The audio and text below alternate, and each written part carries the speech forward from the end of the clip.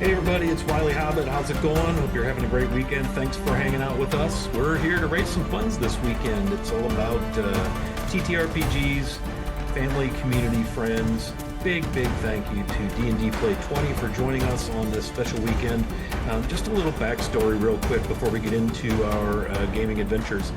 My brother owns a gaming and collectibles store in Bradley, Illinois, about an hour south of Chicago. The name of that business is The Horde Collectibles. And by collectibles, man, I mean he's been in comics. He's got all kind of gaming related accessories, Magic the Gathering cards from here to Christmas. He's got some Pokemon, he's got D&D books, he's got Warhammer, he's got minis, paints, all that stuff. He's even got gold, silver jewelry. Real bad situation a couple of weeks ago. The business suffered a small fire on the second floor of the building where the office and my brother's personal space is. He will often stay the night there following late nights of gaming and so forth. And sure enough, he awoke to a wall of fire at his feet. Managed to get the upstairs renters out of their apartment with their cats. But in the process, ended up on his back in the parking lot under the care of the fire department. Thankfully, they were able to get the fire put out pretty quickly. So the physical damage was kind of contained to that office area. All of his business equipment, personal collectibles, his original D&D books, all total loss. A lot of gold and silver collectible items up there also damaged or a loss. And then water damage in the area below where the stockroom is. So they did end up losing some inventory, but most importantly, right now for them financially are medical bills.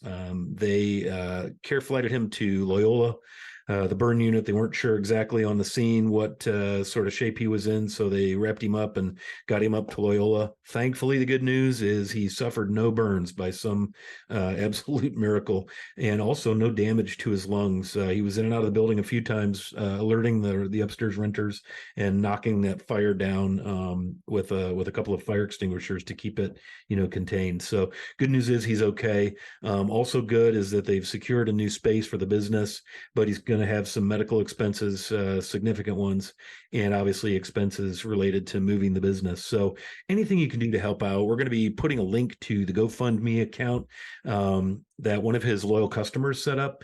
So if you can donate a couple of bucks, great.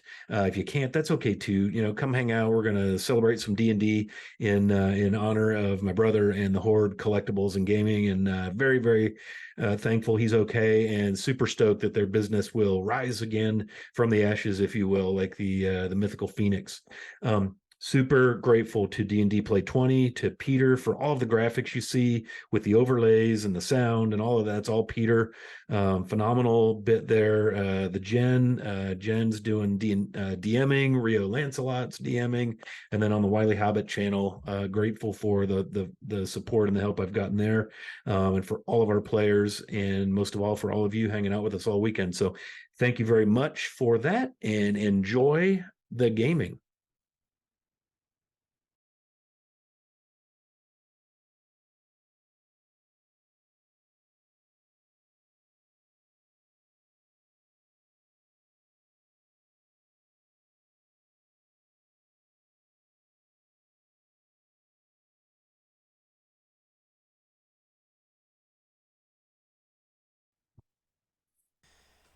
Hey everybody, we're here. We're live. We're going to stream and we're going to play D&D and we're going to raise some funds. Welcome to the Wiley Hobbit Twitch channel. Lord Gazumba, good to see you. And D&D Play 20, thank you for that raid. And thank you for the streamed game earlier today. That was the first in a 4-game, I don't know what we want to call this, adventure into a little fundraising and into some D&D and some other fun stuff. So thank you for that sub, Carl. Much appreciated there. So, my name is Scott. I'm known on the Twitches and Twitters as @Wiley Hobbit. And before we get into the D&D parts, I just first want to welcome everybody. It has been, I gotta say, probably 3 months or so since we've streamed a game. It's been a while. Chris, thank you very much for that resub. I noticed Chris's resub is for 32 months, while Carl's is for 12. I hate to point that out, but I Only think people I who didn't know care what sub it. subs were for a while. yeah, I think it's figured it important out. that we note that, like who's better than who around here. So yeah, Every time? every time Really? we're going to do Okay. that. Every All right. month, Fine. once a month, we're going to go there. Yeah, absolutely. So welcome everybody. As you can see, we've got not only a game in D&D, but a new game and a one-off, one-shot-y sort of thing for raising funds, and we'll dive into that in just a moment. But a big shout out and thank you to D&D Play 20, our partner in this. As you saw in the video, there's a little backstory. We're going to be raising funds for my brother, who owns a local friendly gaming store and collectibles store over in Bradley, Illinois, which is part of the kind of the Kankakee Bourbonnais complex south of Chicago there. A couple of weeks ago, he woke up to a raging fire in the back part of his office, which is on the second floor of this rental building. Oftentimes, he will stay there after a late night of gaming or Magic the Gathering, being open because, us nerds, we got to stay up late. And he woke up in the wee hours of the morning to a bad situation. Hit that fire with a little fire extinguisher, dashed upstairs, got the neighbors who rent above him, notified what was going on, get the cats out, all that cool stuff. And then actually being the guy that he is, he went back in there and tried to knock that fire down with a fire extinguisher 2 or 3 more times before he finally had to kind of drag himself out of there and then lay down and let the fire department show up. And the concern was that he had significant burns and lung damage, because here he is just laying in the parking lot all, covered in soot and, kind of crusty looking after that adventure. Well, long story short, turns out he's just fine. He ended up not having any burns, any lung damage. Very, very thankful and grateful. But in the process of all that, they had flown him up to the Loyola Burn Unit in Chicago. And so, as you can well imagine, there's going to be some expenses coming down the road for him on a medical side of things. The other good news is they're going to be able to move the business into a new location, but there will be some expense associated with that. And so that's what we're doing, is just bringing some attention to help him out. If anybody's got the ability to make a little donation, I'm going to be dropping, as soon as I type the command properly, I'm going to be dropping a link in the chat. And as soon as I spell donation correctly, there we go. Still not it. Probably cloud thingy turned off, CloudBot. Yeah, okay, let's turn that back on. Anyway, we're going to be asking you to donate to their GoFundMe, and I'm just trying really hard to put a link in chat for that, and the word is donate. So if you're a young streamer new to this racket, I would suggest memorizing your commands. So you don't try to enter them in 3 or 4 times and embarrass yourself publicly. But at any rate, so yeah, if you can throw a buck or two at my brother, that'd be great. If not, let's at least have a good time and do community fun things and D&D ourselves. So again, thanks to D&D Play 20. Peter, the producer, one of the DMs over there, put together these graphics. Man, they're awesome. If you saw on the welcome screen, there's actually these clouds and stuff happening. I feel like I've gone up 2 notches, 2 really big notches. So thanks to Peter.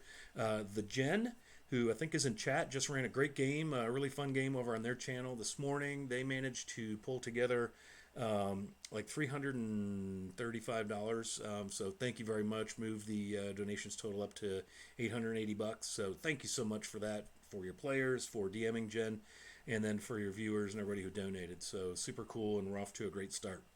Sure do appreciate that. If anybody's listening in and you want to let me know if I'm loud enough, too loud, whatever, give us a little sound check. That will be great. So that's kind of the purpose behind what we're doing today. But we're also launching a brand new game. We wanted to try something a little bit different. We still have our Sunday game that's, I think the best way to describe it is it's out there. We're going to still play, I think maybe on a monthly basis starting later in July. So it hasn't gone away, Secrets of the Flaness. But we got a lot of life stuff and a lot of chaos going on, so we've backed it out to a monthly game, and we're going to resume in July. But Chris and Carl and we have a problem. We have some strong addictions to D&D, and somehow we've turned out to be rather fond of one another. So we decided to kick off a little different approach than we've ever done on the channel and run a 2-player game. And so we're going to, it's going to be probably a little more NPC heavy, but it's still D&D, and it's still in Greyhawk and all that cool stuff. So that's what this game, How Comes the Darkness, is the name of it. And that's what we're going to be kicking off. So today's kind of a big day. We got a first episode of a new game, got a little fundraiser, and then tomorrow, they want to know, Carl and Chris, are you guys married? They're asking in chat. No. But they act like an old married couple. It's really cute. Yeah, and you'll see as we get into it. Maybe no, it's probably just their characters actually that do that. But right. just known each other for a long Long, time. long time. Yeah, yeah. So, How Comes the Darkness is the name of our game. So, let me give you a little bit of backstory on that. We'll begin to kind of flip into D&D mode. So, let me set the scene there. This game is set in the Principality of Neyri, which is part of the, let's see, what's the official United Kingdom of Alyssa. So we're kind of in the south of the Flanness, and in fact, let me drop the regional map into the overlay. There we go. And I'm gonna go ahead and drop a little shout out to Anna Meyer. She's the one who creates the maps that most of us in the Greyhawk community use, and that is her handiwork that you see on stream. So we're in the Principality of Neyri, which is kind of southwestern Alyssa, which is sort of south of, used to be kind of the Great Kingdom of Erdi, and it's sort of the South Province for those of you who are deep in Greyhawk lore. We're going to be playing around the year, well, in the year 600 CY. And our heroes, when they get here and join the game, just kidding, that's actually those guys. Our heroes, when we get started, will find themselves kind of being pulled into the intrigue of regional politics. So we're going to go with a little more political bent than just, hack slash and find treasure. But there might be some of that too. Brought together by strange coincidence, our heroes now must rely upon one another to resolve issues that are each important to them individually, but also try to stay alive as various powers and organizations vie for control of key cities and regions of the southern Flanness. So our scene today is going to begin on Water Day, the 5th of Flock Time. Flock Time is month number 5 in the Greyhawk calendar. Water Day happens to be day of the week number 5, so it's Friday in our game. And it's, again, the 5th of Flock Time, which is equivalent to May. And it's going to begin, our scene will begin in the Keep Under the Eaves, which is an outpost on the borderlands of Neyri and the Wood Forest, which you see the little red dot on the map, southeast of Thurbrook. Just north of a little river, just east of the road there. That's the location of the keep. And I know, speaking of keeps, I think it's a good time to point this out. We're going to be doing a giveaway today as a nod to sort of the skeleton or the framework that I'm using for the game, because I like to take published content, but then I also like to completely change it because I'm just not with it enough to homebrew entirely.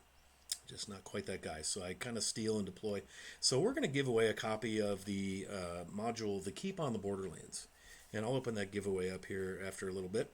But this keep that these guys are going to be starting off in is actually the keep and a number of the NPCs and things from The Keep on the Borderlands. And I'm just a big fan because that was my first D&D module back when I started in 1982.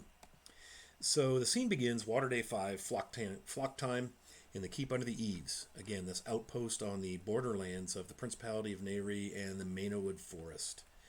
The Keep Under the Eaves is commanded by Castellan Willem Ferrick. The keep is part of the Principality of Neyri under the leadership of Prince Barjan, House of Nax. And as I mentioned earlier, Neyri is a part of the United Kingdom of Alyssa. The whole of these lands is now ruled from a newly sired capital, and in this case, more recently sired capital, some almost 20 years ago now, the capital of Kalstrand, where His Transcendent Imperial Majesty, Overking Zavener I, Grand Prince of Kalstrand, is the crowned head of House Darman, and it is there in Kalstrand that he has established his royal court, and so that is the kind of the overview, the governing body, if you will, of this area. As you can see, we've got a cool little rotating graphic up above the camera boxes there with the characters. So that's pretty cool. I think, Carl, did you do that art through Hero Forge? Yeah. Shout out to Hero Forge. So shout out to Hero Forge and shout out to Carl for doing that. So that's where we're going to begin our game. Guys, are you ready to D&D? Let's do it. What Let's now? do it. Okay.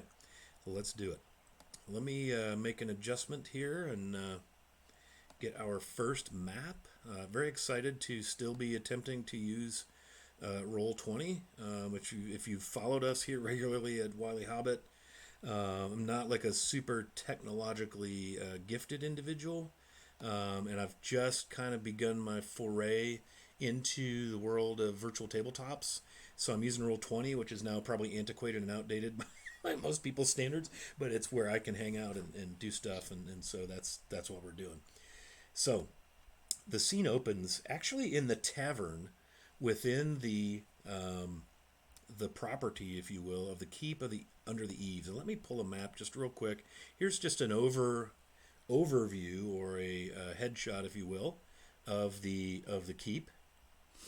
And we are going to be the tavern is actually. Let me see if I can. That's the yeah. So the tavern is on the left side. It's kind of the second row of buildings before the big castle tower that splits the keep in two.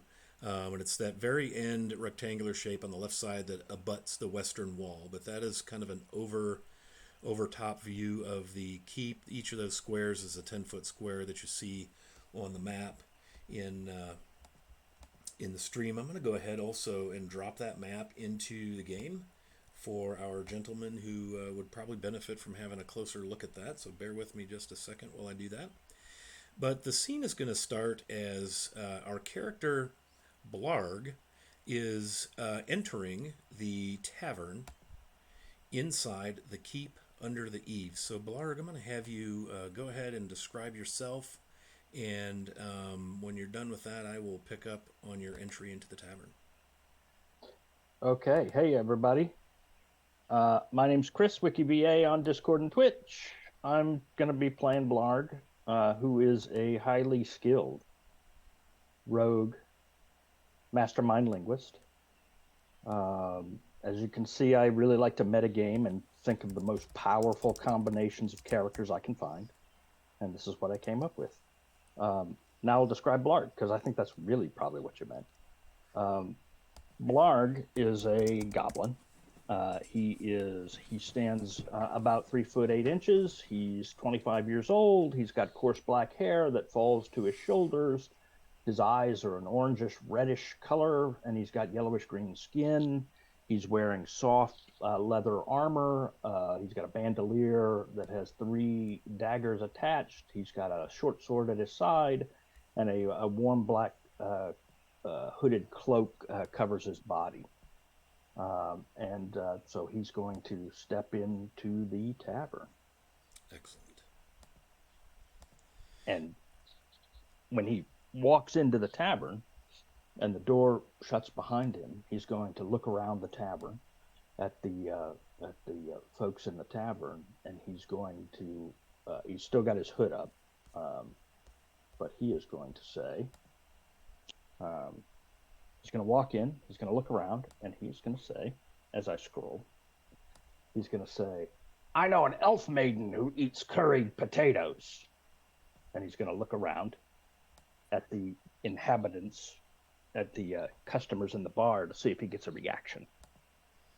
Sure. So as you enter the tavern, each of the squares in the grid there represents about a 5-foot area, give or take. There's actually some activity in here. You see, and I'll just kind of scroll as you're looking to your left, your closest individual. Their back is to you, sort of a diminutive fellow. Looks to be definitely someone who's been out in the wilds a bit. Cloaked, hood thrown back. Looks like maybe a leather hat or a heavy cloth hat. You see some gray, fairly diminutive. By your wisdom and knowledge and understanding of all things races of Greyhawk, you would deduce from the rear that he's either a gnome or a dwarf. And given the slight build and the glass of wine in front of him, you'll probably assume he's a gnome.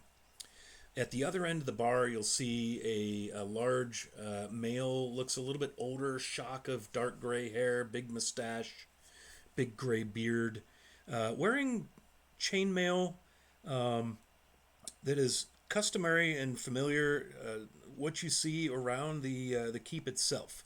You recognize the heraldry of Neri on the tabard, and I'll just drop that right on the screen rudely, just so everyone can see what that looks like. That's the heraldry of Neri, courtesy of Anna B. Meyer, who's also not only an amazing cartographer but a graphic artist and has also recreated and recaptured all of the heraldry of Greyhawk.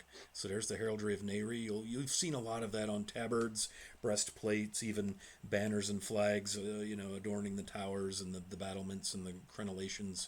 And this gentleman, long sword at his side and all of that, has that very same livery, if you will, on his tabard. He's speaking across the bar to a bearded woman with gray hair, long braided, in fact, down kind of both sides. She's got a kind of a foppy sort of cloth hat that's sort of collapsed and dropping dramatically down her back as she works behind the bar and speaks with this gentleman. And the gnome does not turn around to regard you at all. The other two at the bar stop what they're doing. There's a tankard of what you would assume to be ale in front of the soldier fellow, and they just kind of turn their head, and with a gruff voice from behind the bar, "Curried potatoes, you say?" Yeah, "An elf?" that is what I said. And she kind of scratches her beard and kind of turns you a little, turns a little strange gaze. And as your look pans around the room, you see another soldier dressed in very similar garb to the gentleman at the bar, albeit his garb seems to be maybe a little more weathered, a little more used.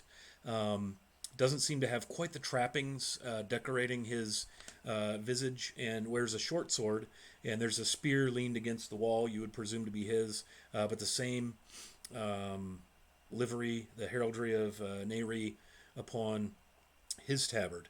And he's seated at a long table with a who also, she kind of turns her head as her back is to you, seated there on the right at the end of that table. Looks to be a young female woman, maybe your early to mid 20s. The soldier appears to be similar age.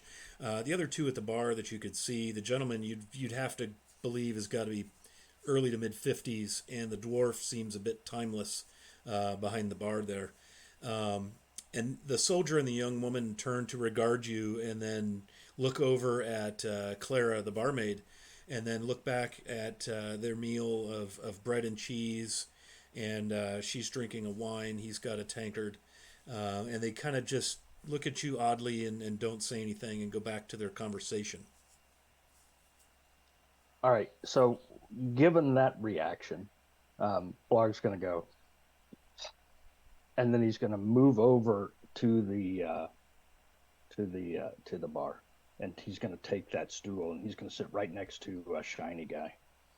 Shiny guy, cool, yeah. So again, chainmail, pretty shiny. Looks to be a little fancier looking fellow than his counterpart seated at the table, and he turns and looks over his shoulder and gives you a firm nod. Don't see many of your kind out and about, just wandering. Yeah, I'm kind of curious. You must have quite a tale if you made it past the Castellan's guard at the gate. Oh, farmers, yeah. I bet you don't see too many farmers around here. Amos. Amos is the name. Amos Smythe. Farmer, yep. Eh? Got a Amos? farm up north. Amos. He kind of regards you, pulls at his mustaches. When he does that, I'm going to say, I don't mean to seem too forward, but that I really like the mustache. Farmer, you say? Well, that really wasn't my curiosity. It was more... Well, you're a goblin, right? Well, I mean, if we're going to put labels on things, I guess so. I'm more a farmer, though, The than dwarf a kind of goblin. snorts. I've tried to grow one like that, but I just can't seem to get it to look right. And she How do kind you of do comes it? over. You can see she's walking on a kind of a trundle that gives her the height to be at the level of the individual there. And of course, you're a little shorter. Your feet don't touch the ground when you sit on the stool. And she comes over. She goes, yeah, there's no way you're growing a beard like mine. And she kind of smiles and offers you some sort of like a fist thing, greeting. So as long as you don't go causing any trouble in here, of course, you're probably smarter than that because, we got we got one of the Castellan's guard and, of course, the corporal here. So what can I get you? You have a lot of trouble with farmers coming in here and like fighting or something? None at all. None at all. And he turns fully on his stool to and kind of it brushes some crumbs off of his chest. Glenn Fremalt, Corporal Glenn Fremalt. I work at the pleasure of the Castellan Ferric, and he extends a bare, calloused, weathered, large, muscular hand to greet you, and stares you right in the eye. I'll shake his hand and say, "You must use some kind of like lotion or cream or something on it." No. No. Roll deception for me, Mr. Blarg. I'm sure that'll be fine. Oh, I think it will be fine. Let me look at my character now. Deception. So that is a 27. Okay, yeah. Highly so skilled. you could tell just by his reaction that he's buying your farmer thing. No problem. Yeah, so Glenn, Corporal Glenn, you may call me Glenn or you may call me Corporal since you're not, you should probably just call me Glenn since you're not in the service of the Castellan. Well, Glenn, it's nice to meet you. As I said, I'm Amos. Amos. And I have a farm up north. Oh, what up north in the Hollow Highlands? Well, there's nothing you can farm up in there. It's all rock. Well, let me tell you, that's what brings me here. Actually, I'm looking for some help, for some farming help, and I heard that there are some folks in the forest who are pretty good with plants. Another snort from behind the bar as Clara leans in. The forest is full of plants. So, people that live there would probably be pretty good with them. Well, that's why I'm here, because, I could use some help growing my crops in the rocks. Now, look, I've spent a lot of my time in the mountains, in the Hollow Highlands to the north. Like you said, there's no growing up there. Well, that's my help. I'll just tell you, you call yourself a farmer, but I'm not too sure a farmer would try farming up in them hills. Well, let me tell you, let me just say this. Land is pretty hard to come by these days. So you got to farm when you're a farmer. You got to farm where you can. And that's where I'm at. And I hear that there's some folks who might be able to help me farm even in difficult plots of land. And that's why I'm here, to meet those people. Oh, you think they're here? And she looks over at Corporal. Oh, I think they're in the forest. All right, yeah, you said that. Okay, well, what can I get you to? Do you want something to eat or drink? Yeah, how about a drink? What's good here? Well, we got ale. We get that down from the city, from the capital. About once a month. You're not selling. You don't have any parsnip vodka, do you? Podka? You ever heard of podka? She looks at you and kind of tilts her head, and she yells, "Bren, get out here!" And then what's his name? Glenn looks at her, and she looks at Glenn, and they look at each other kind of strangely. And out from the swinging door that you've just seen, kind of from behind Clara, comes a human young lass to step to the bar. Yes, Miss Clara, what is it? You ever heard of a thing called vodka? Parsnip vodka. And she looks and then she nods in your direction.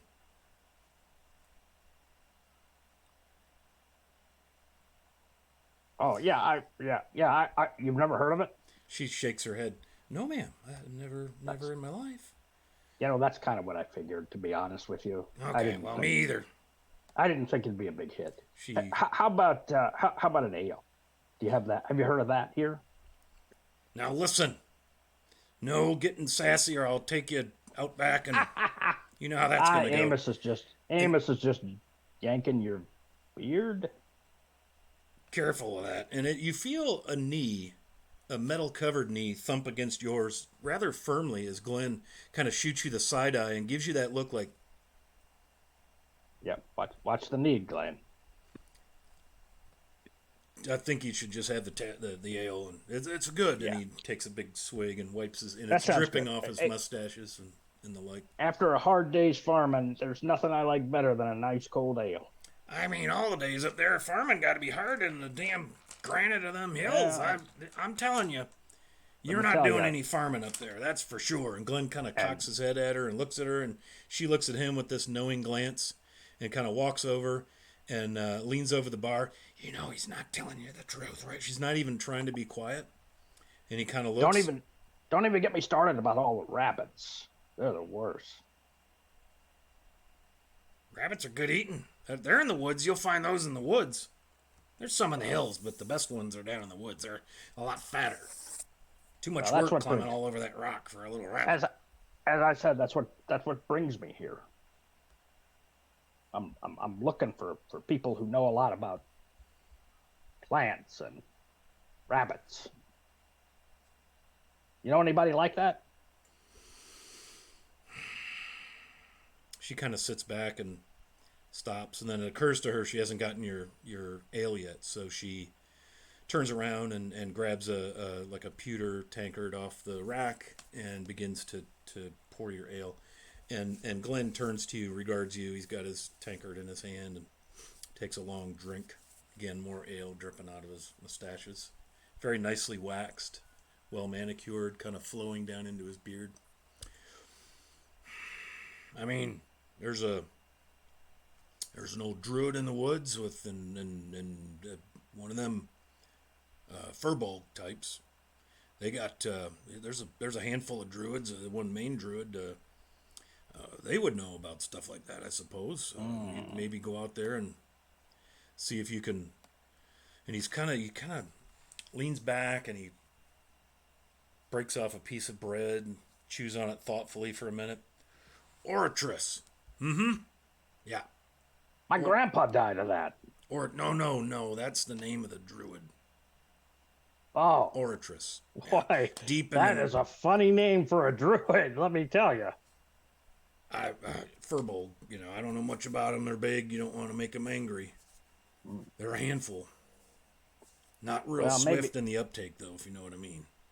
Well, you would, because you're... Oh, he stops. So, does that guy ever come here? No.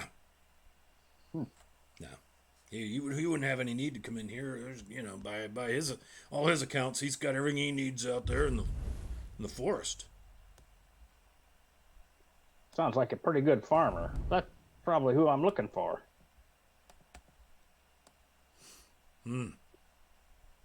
How long did it take you to grow that? Oh, bunch of years. Yeah, long time. Any tips? Give me some tips. How can I get it started? Well, don't shave.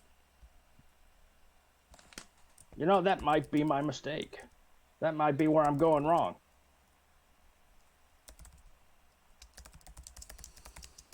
And so are you the highest ranking guy here? No. That'd be the Castellan, Willem Ferrick. Yeah, he's in command here. Answers directly you- to the prince. Oh. Yeah. Well, your armor's Castellan's a so big deal. Yeah. Your armor's so shiny. I Well, thought maybe that I'm a that you were corporal. in I'm trouble. one of the leaders in the Castellan guard. But yeah, good man Ferrick is. Yeah. Does the guy in charge have a nice mustache? Matter of fact, he does. Yeah, most of us here do. Not all. I mean, he kind of thumbs his over his shoulder at the younger looking soldier guard, talking to the young lady. Yeah, he probably not old enough to grow one, but I'm gonna spin around and look at the guy he pointed at. Does he have a mustache at all? he does not. No, he does is not. Yeah, he must be an enlisted guy. Clean shaven. Just a foot soldier. Yep. Not someone important like you. Right, of course. Yep. No, he's Castellan's guard. Yep. If I had a mustache like that, would I immediately get to a rank? No, of course not. Mustache doesn't make the man. So it's not Man a makes the mustache. mustache. It's not a mustache-based system. The hell's that? Kind of looks at you. I don't know. I'm just spitballing here. I'm just trying to understand where I'm at. Well, you're in the keep under the eaves and the stretching goat. Yeah, it looked like to me that this keep, may have had some damage or I don't know. It looked like there may have been some fighting. Well, we're out here on the borderlands. We see some action out here for sure, but the keep itself, it's been here for years and years, hundreds of years, a long time. Goes back to the old Arity southern province. Does. Yeah. So yeah, I've heard a little weathered. I'm hearing rumors back on the farm. I'm hearing rumors that there's some dangerous areas, beyond to the south. You know anything about that? Oh, you mean the swamp there, the vast swamp down there? That's awful. You don't want to go down in there. No, bullywugs and nasty down in there. And beyond that, of course, is we don't want to really say it out loud or talk about it much, but you know what's down there. He kind of leans into the Scarlet Brotherhood's down there. Yeah. Yeah. We haven't had any trouble from them in some time. It's been, probably 16, 17, 20 years. I don't know. It's been a long time. That may be what you're seeing is from back when they had wrested control of this area. But we took it back. Maybe. We did. Yep. Yeah. Maybe that's what I'm seeing. Oh, that's good. Hopefully those guys stay down there. Right. Yeah, that's the plan. That's part of why we're here. Absolutely. Yeah. I don't think they have very good mustaches. No, they don't, as a rule. Generally not. Yeah. Roll perception. That was. I got a 14. 14, yeah. You catch, as you're talking with Glenn, and Clara sets the tankard of ale. Anything to eat? You look like you could use a meal. You're pretty skinny. No, I think I'm good right now. I know goblins don't go real big and thick and all, but... Yeah. Told you, that farming, that's why you're so damn skinny. You need to get some meat on your bones. Keeps me in pretty good shape. All the... Your cloak looks like it's on a hanger. All the tilling and picking stuff. All right, who under the stars are you? There's no tilling in the Hollow Highlands. There's a hole in your story. Well, there is if you till hard enough. No. Look, and she walks over and she looks you dead in the eye. I'm a dwarf. Have you figured that out yet? Well, I I'm know pretty familiar. You're not tilling in stone. She just cuts you off. I'm pretty familiar with dwarves. Yeah. Well, you're trying to put one over on old Clara here, Clarabelle. Not happening. Yeah. The perception roll of 14, let's address that real quick. You notice out of the corner of your eye from time to time that the grizzled-looking, scarred gnome guy is almost gone from minding his own business to occasionally looking over. Now he's just sitting there just watching, almost like he's watching a program on television, if that were such a thing in this place, watching this whole conversation. He's not even going to bother trying to not look like he's watching. I assume I don't know who he is.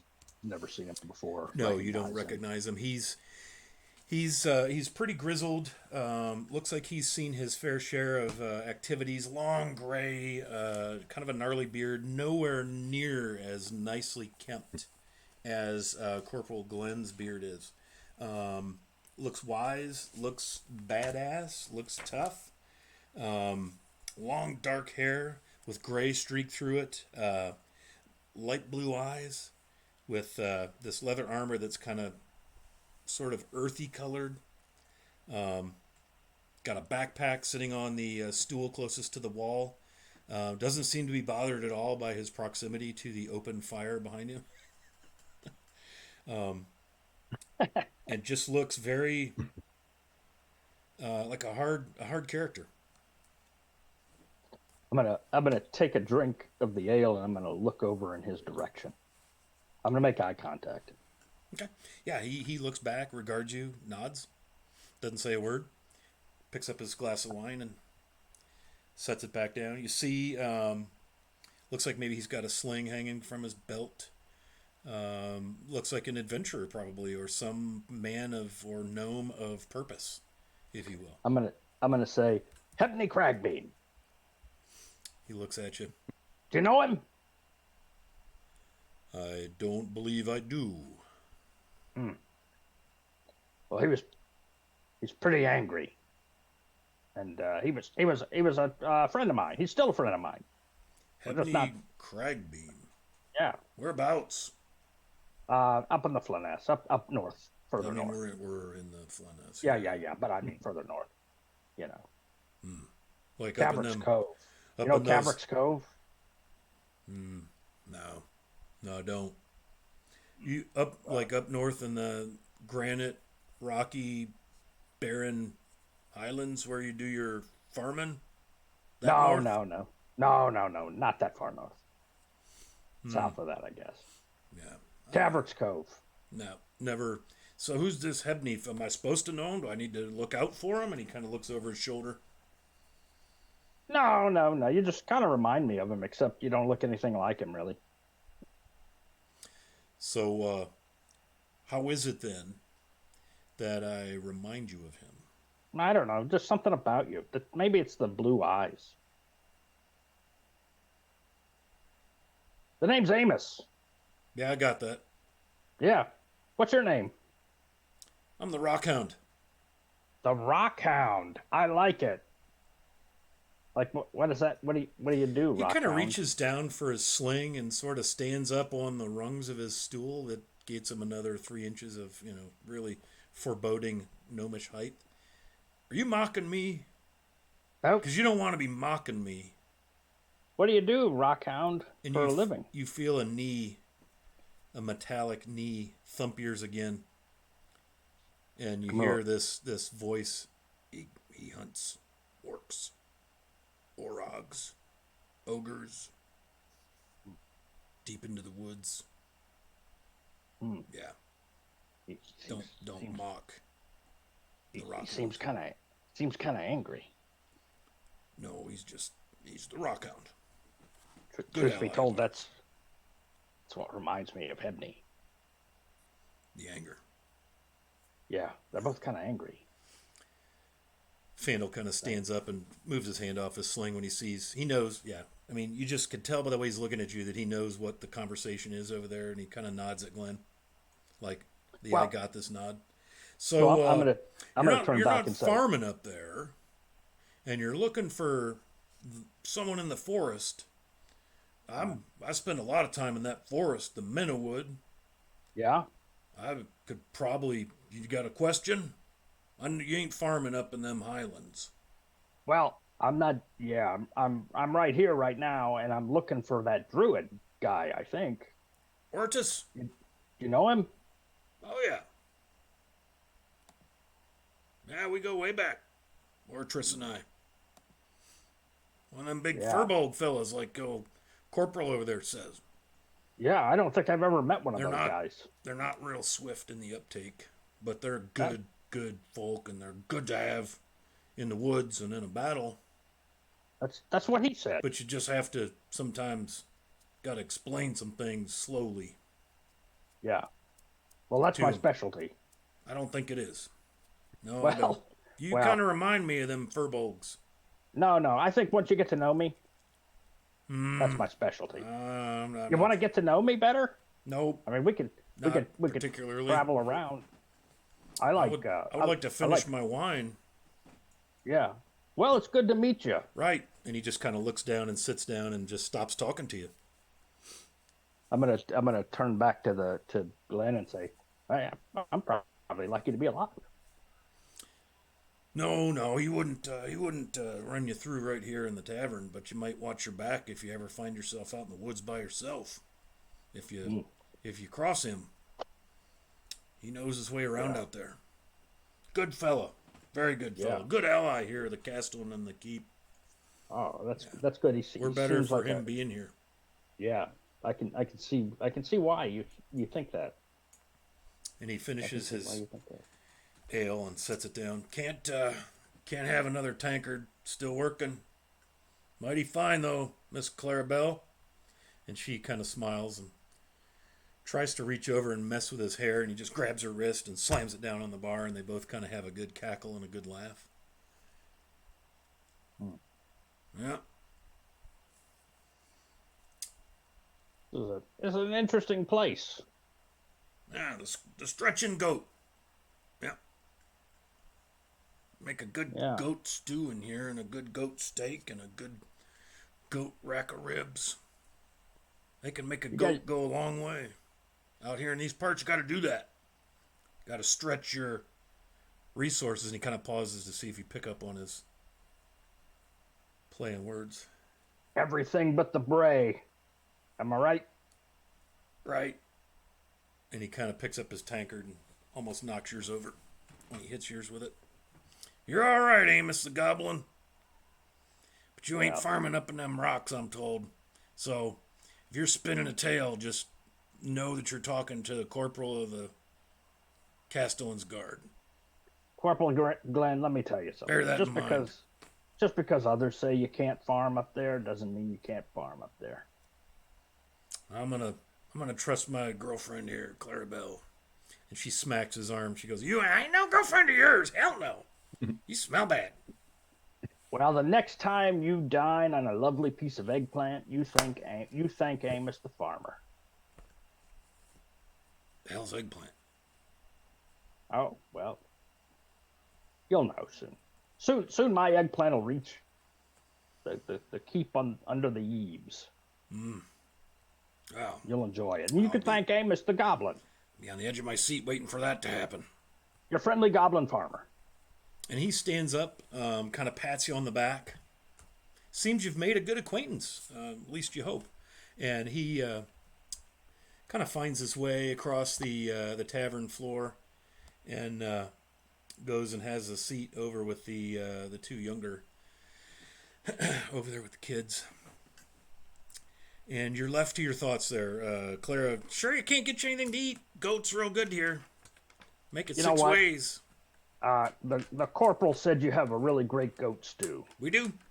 Now I'm intrigued. Okay, that's a good choice, because you already got a 2 silver piece tankard of ale, and the goat stew is 3 silver, but when you get them together, it's only 4 silver total.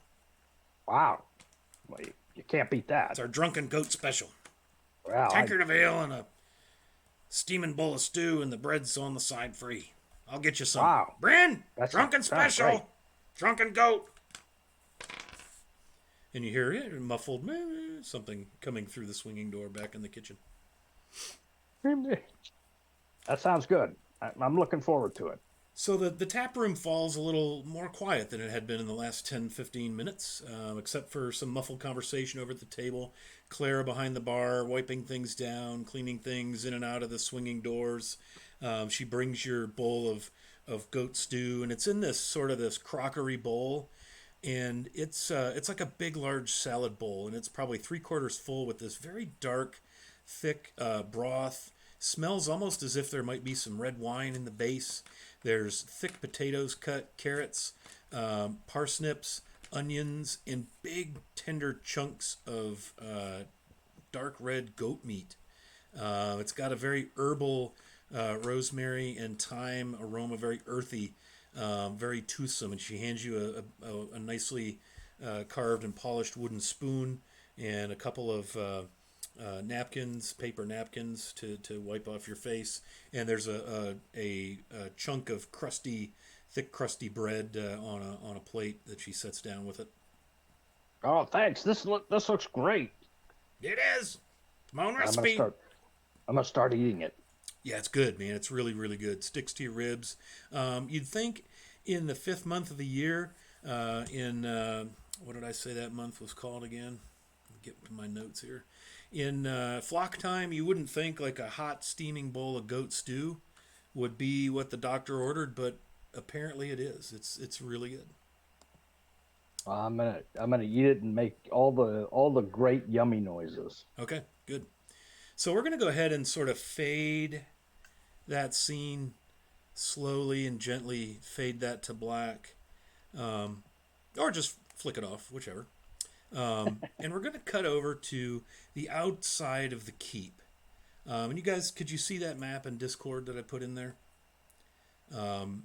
Should be a keyed map of the keep under the eaves. Area 15 is the tavern. I believe that map is numbered. Let me have a look at that. Yeah, Area 15 is the tavern that Blarg is in. The main gate area is on the right side of that, where you see the road kind of wind around the front. The keep itself made of looks like big, carved granite, stacked stone. It is old and weathered. It's cracked. It's got moss. Looks like it's almost mindful of one of those old Gaelic Celtic castles. It's not in ruins by any stretch. It's clean. The grounds around it are meticulous. You could see there are numerous goats on the plateau. As you notice by the map, it sits up on a bit of a plateau, and you see the road wind around the front and approach the gate area, where there are 2 towers that stand astride a gate area. And we're going to open this scene with Quinliver, the Furbolg, as you're trudging up the road on your way to, for whatever reason, the keep under the eaves. Destiny. And you see before you, let me see if I've got some good flavor text I can share with the group here. Let's see. Bear with me a second while I noodle around here. Okay. Main gate. 2 towers, 30 feet high. One on either side of this main gate, all with battlements. It's a 20-foot high gatehouse. All of the towers, you see slits here and there for crossbow fire. There is a drawbridge that is actually lowered because surrounding the keep itself, the keep sits up a little bit. There's a bit of a waterway, sort of a moat, and the drawbridge connects the gatehouse to the road across the moat. There's a portcullis at the entry, large gates at the far end of the passage. The passage is about 10 feet wide and 10 feet high. The ceiling above, as you cross through the gatehouse there, is, if you look up, is pierced with murder holes. And again, the walls to either side are adorned with slits for archery. It's obvious, again, that the building is constructed of these great blocks of just the hardest granite. Perfect ground for farming, no doubt.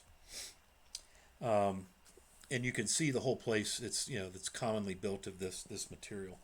2 guards approach you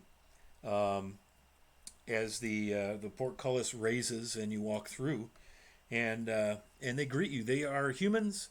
They are dressed in chain shirts over leather pants. They have some metal protecting at the feet, almost like what you would see with plate mail, at the knees, at the elbows and shoulders.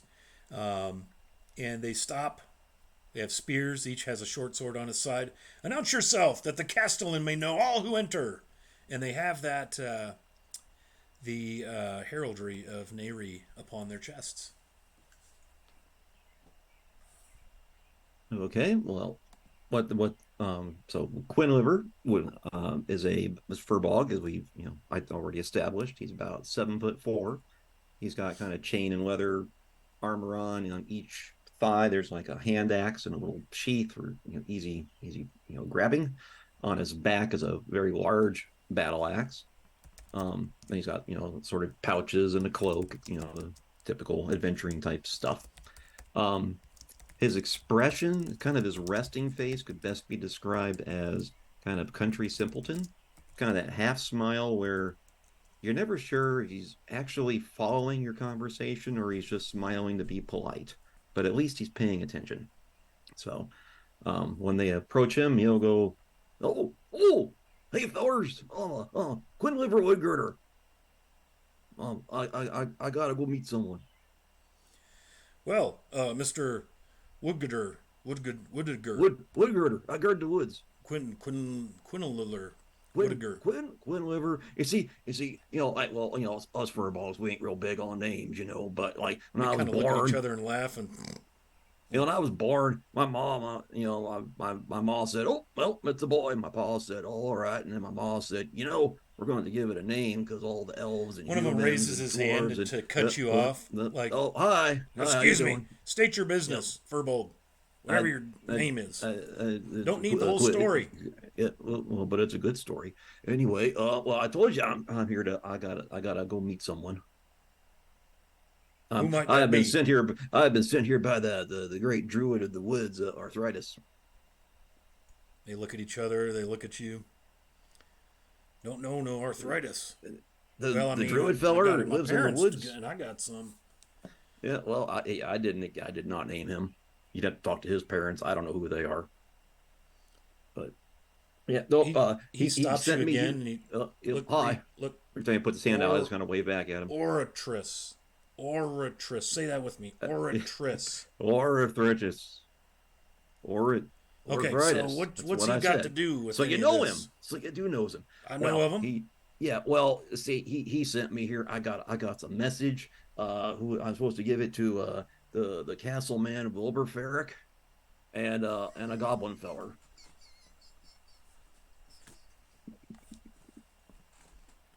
Castleman Wilbur Ferrick. Yeah, You must mean that's the who he said. Castellan Willem Ferrick. Well, Now you got me doing it. You got a funny accent, but that's okay. I will accept that. And a goblin, you say, and they kind of look at each other with a knowing look. Wouldn't be a goblin. What do you call himself? And the one guy looks at the other guy. Blarg. That guy. Short. Arthritis told me it was Barge, but yeah, okay, we'll go with Barge. Sure. Tell you what, there's Oh, only been aren't one. all goblins kind of short?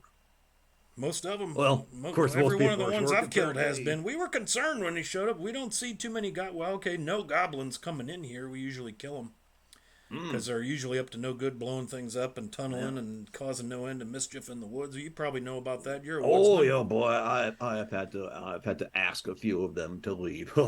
And he points to his axe. You get it? Axe them to leave. Get it? Because I So, used my axe. you, You don't. I thought you would pick up on what you. Yeah, I got you. Okay, good, Yeah. good. You didn't laugh. You talk funny. I don't know what you're talking about. Typical Furbolg. Anyway, That's me. not to be a judge of nothing, but You're a yeah. judge. I thought you was a guard. And he points over his shoulder behind him into the complex. And yeah, he went on into the tavern. He was looking for a place to get off his feet and something about farming. But if some You can't big farm big around guy Blarg all comes in rocky. looking for him, tell him no, wait a minute, it wasn't Blarg. It was you. If you came in, tell him, but only you. I was only supposed to tell you this. Uh-huh. This Blarg is his name, and he's in the tavern, the Stretching Goat. Yeah. Stretching goat. All right. I'll go look for a goat. And he just starts walking. No, he's in. a goblin. what? He's a goblin. Named Barg? Or the goat's named Barg? No, and the other guy steps up and pushes the younger one back. And these guys are probably 18, 19 years old. And he kind of scratches his chin, takes a deep breath, and looks at you like, God, I hate this.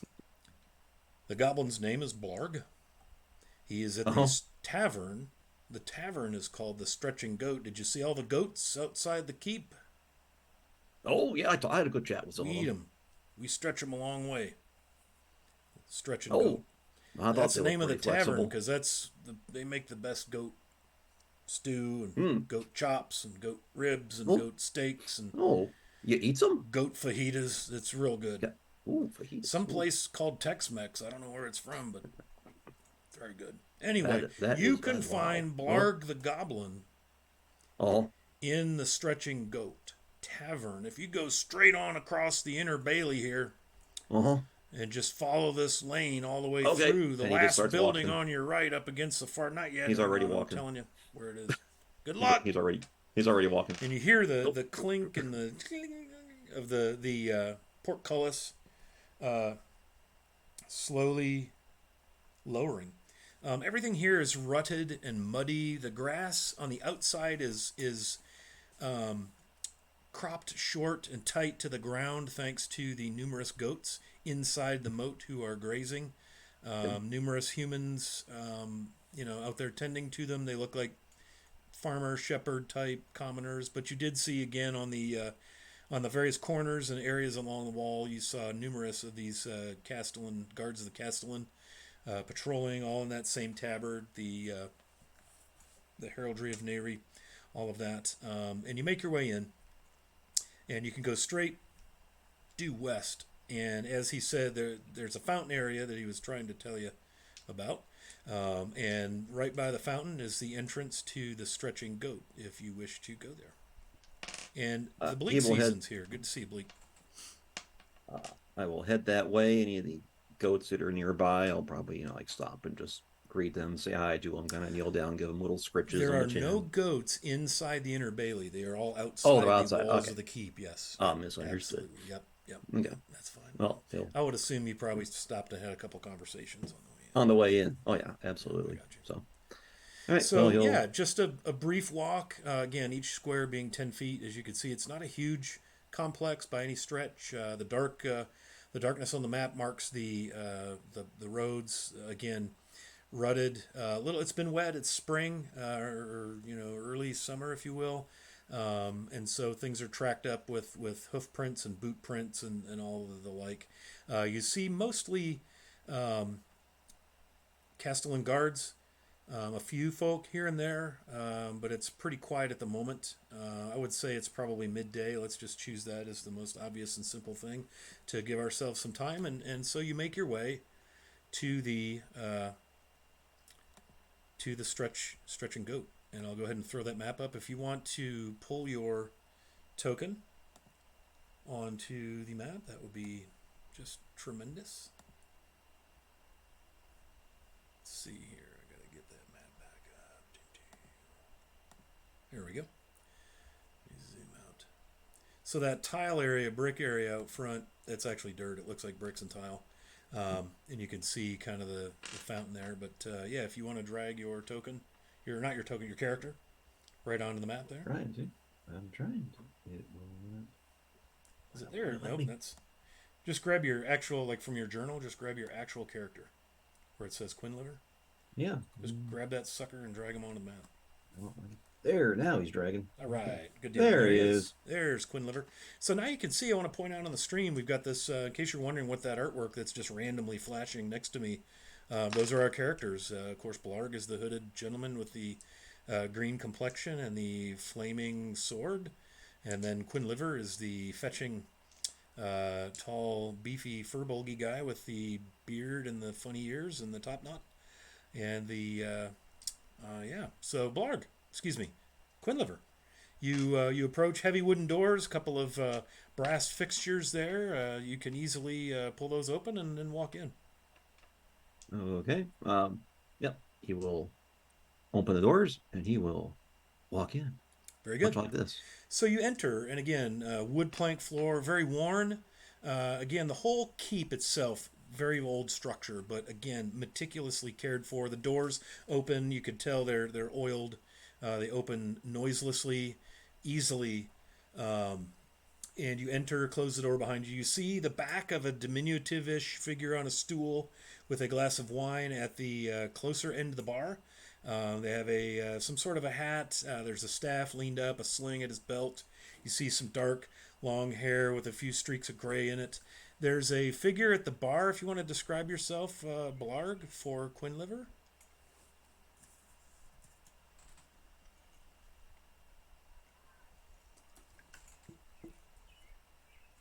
I have so many windows I couldn't find this one, and now I found it.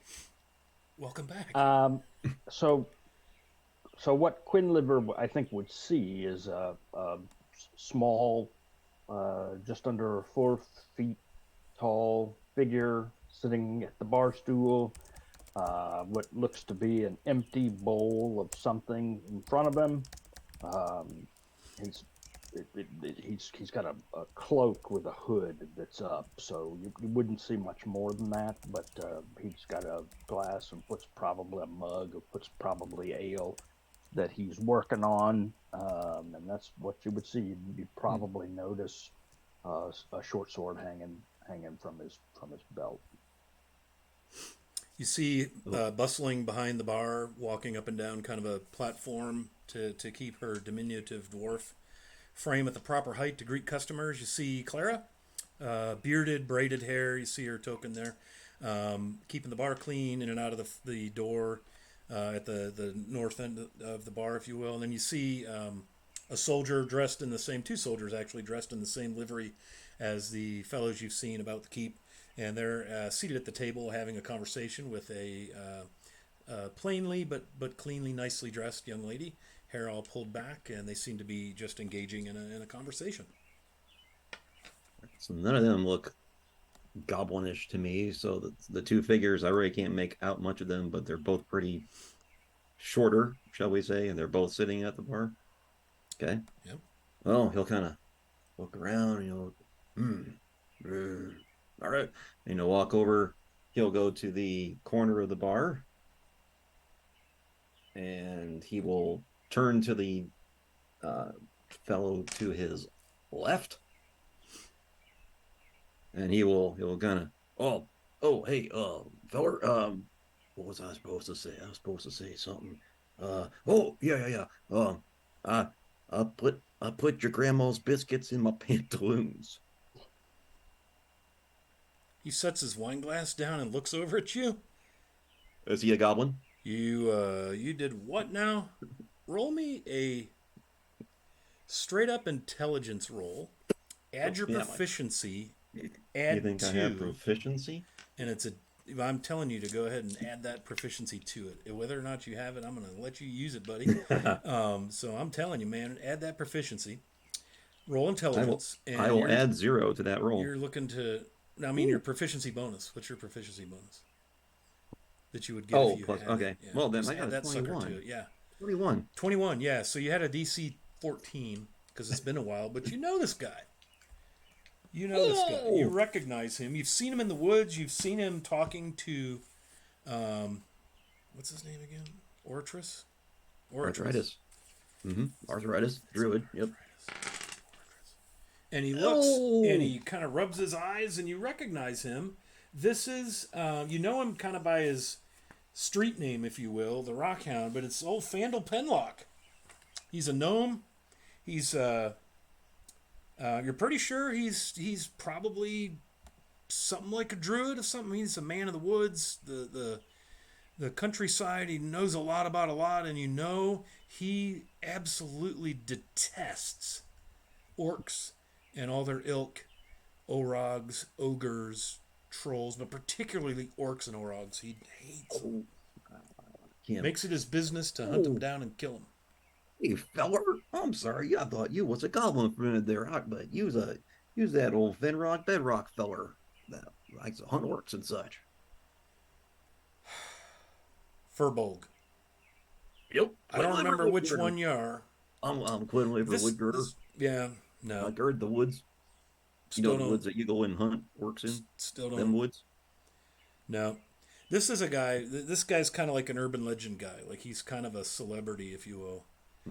So you know him, but he doesn't know you. And he looks at you and he says, it's the Rockhound or Fandle Penlock if you got business. Oh, Rockhound. Okay, yeah, I will remember that.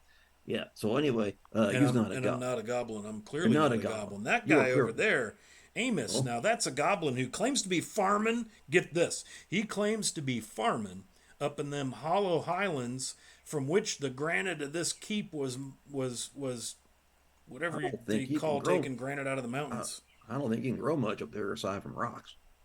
Is he a rock farmer? If he grows, There's is he rocks. grows the No, rocks? you don't know. That'd be What? Clara more than anybody. But no, Hmm. no, he's a goblin named Amos, who's a Oh, farmer, and he's like being loud about it. He's looking at you, Amos. Um, he's very clearly poking at you a little bit with his new companion. I'm gonna look over there and I'm gonna take the hood down and I'm gonna say, "Hey, I appreciate the introduction to my new friend. I'm gonna oh, take him and we're gonna go over to a table over there so we can chat and get to know each other. Thanks for the introduction." And I then think that's an excellent idea. And he lifts his wine glass and yeah, he shakes his head and shrugs a little bit, like, all right. "Jeez." And Quinliver's going to keep looking around the room. Okay.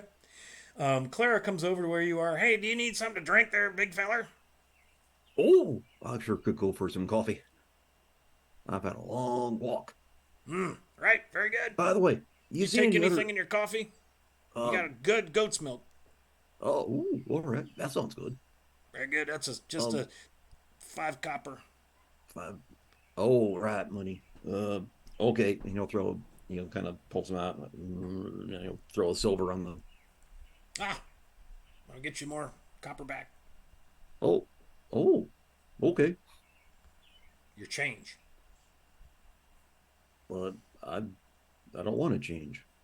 I like me just the way I am. hey, Huh? hey, friend. Huh? Oh, hey, feller. I'm I'm looking for Oratress, and he's gonna go. Oh, I was just talking to him not that long ago. Is that What a you? coincidence. Huh? Is No, that you? I am not. I am not the great druid. I am Quinliver Woodgirder. I gird the woods. I'm Somehow looking. that makes me feel better. Hmm, yep. That's what me and my clan does. We guards them woods. Okay. Well, why don't we go over to a table? I'm going to look around and see if there's a table that's empty and sort of away from the others. Oh, Sure, yeah, you but could grab a table. you're. You So said your name's Amos? yeah, Oh, come I'm with looking for. come But with me, but but I'm looking for someone. and I'm going to walk over to this table with my drink.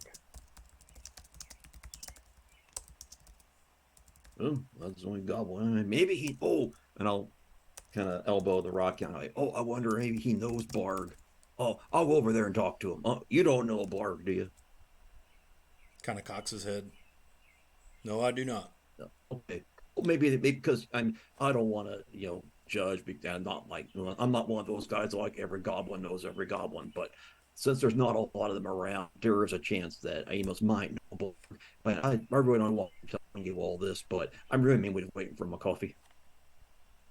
There's a chance they may know one another. Yes. I'm Mm, gonna return to my wine if and he okay. kind of makes it like an announcement. And Glenn, you kind of hear Glenn choke and laughing over there at the table. I'm gonna return to my wine now if no one has any objections. Oh, not right here. You go right ahead. And he'll just keep standing there waiting for his coffee. Clara, can you get the man his coffee quickly?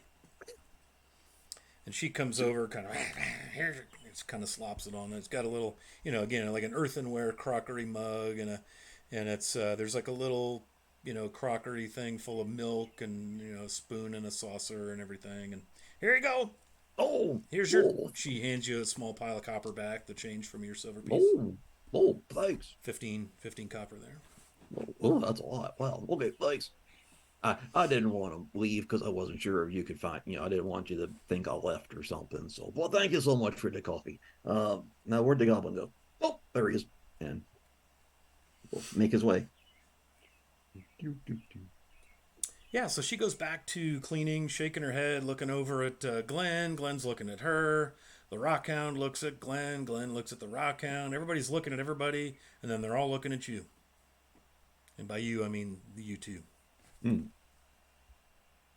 So hey, so Amos, again, I don't want to generalize or anything, but just because there's not a lot of goblins around here. Do you know a goblin named Blarg? Why don't you take a seat?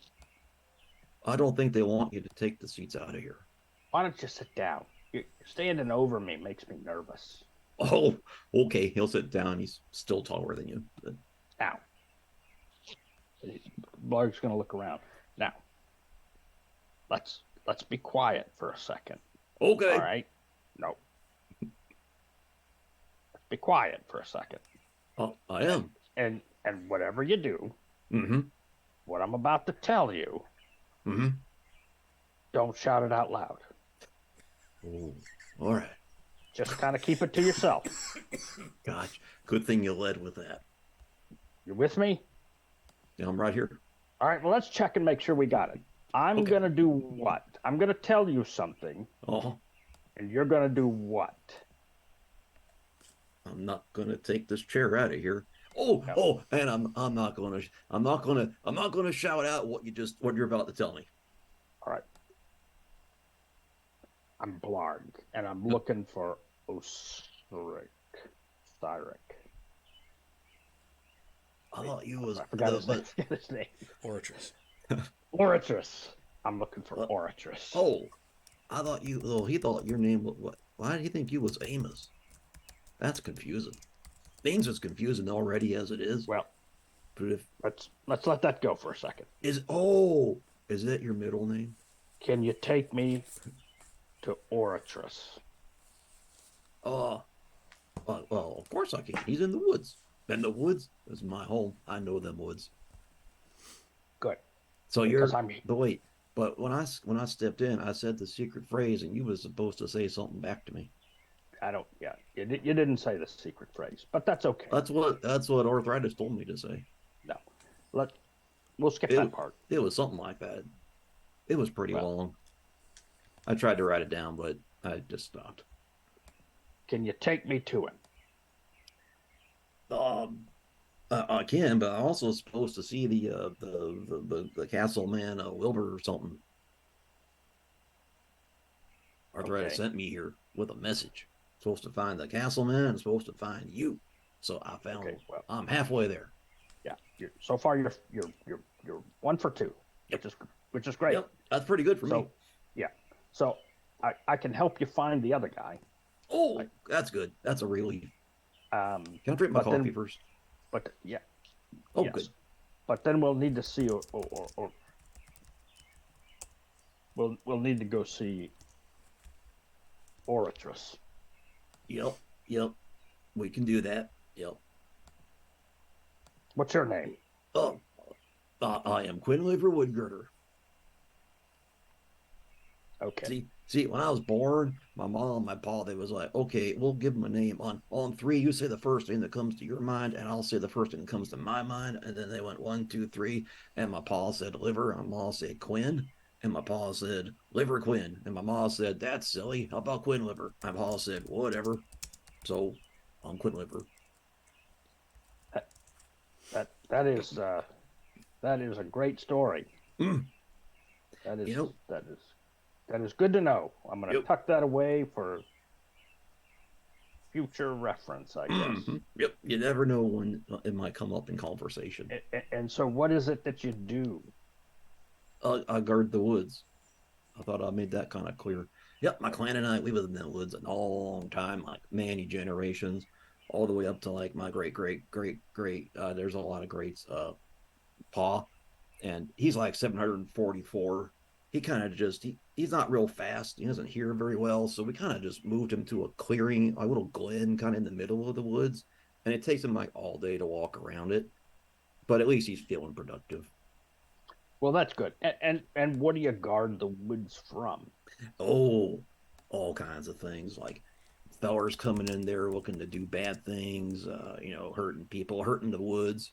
I don't know if you've heard of these Scarlet Brother fellers, but man, a while ago they was trying to get a foothold in the woods, and my clan and our tree friends and all that, we kind of kept them out of the woods. They wanted to like a shortcut right through there. We're like, oh no, you ain't doing that. You got to go around. Yeah, you should be careful mentioning them. here. Oh, why?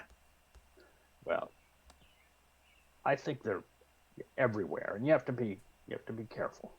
Oh, and he'll look under the table. They're very dangerous. No. Well, At least you ones just ones I've killed ain't been all that dangerous. well, it's not the ones you see in front of you that are the dangerous ones. It's the ones you don't see. Oh, why wouldn't you see them? Is it like because it's dark? Exactly. Because it's Oh, dark. okay. That And does track. That does track. you just have to be careful because they could be nearby. Hmm. Okay, got it. Be careful. I can do that. Arthritis to you all like you got to be real sneaky. And I was like, I can do that, and he had this look on his face like he did not think I could, but I'm going to show him. I sure Yeah. can. Yeah, I can understand the look, I think. I I don't know what you mean. Well, that doesn't surprise me either. So what we can find the Castellan. Yep. Yeah. How Yeah. I'm far supposed to away find is him. how far away is Oratress? How far away is Oratress?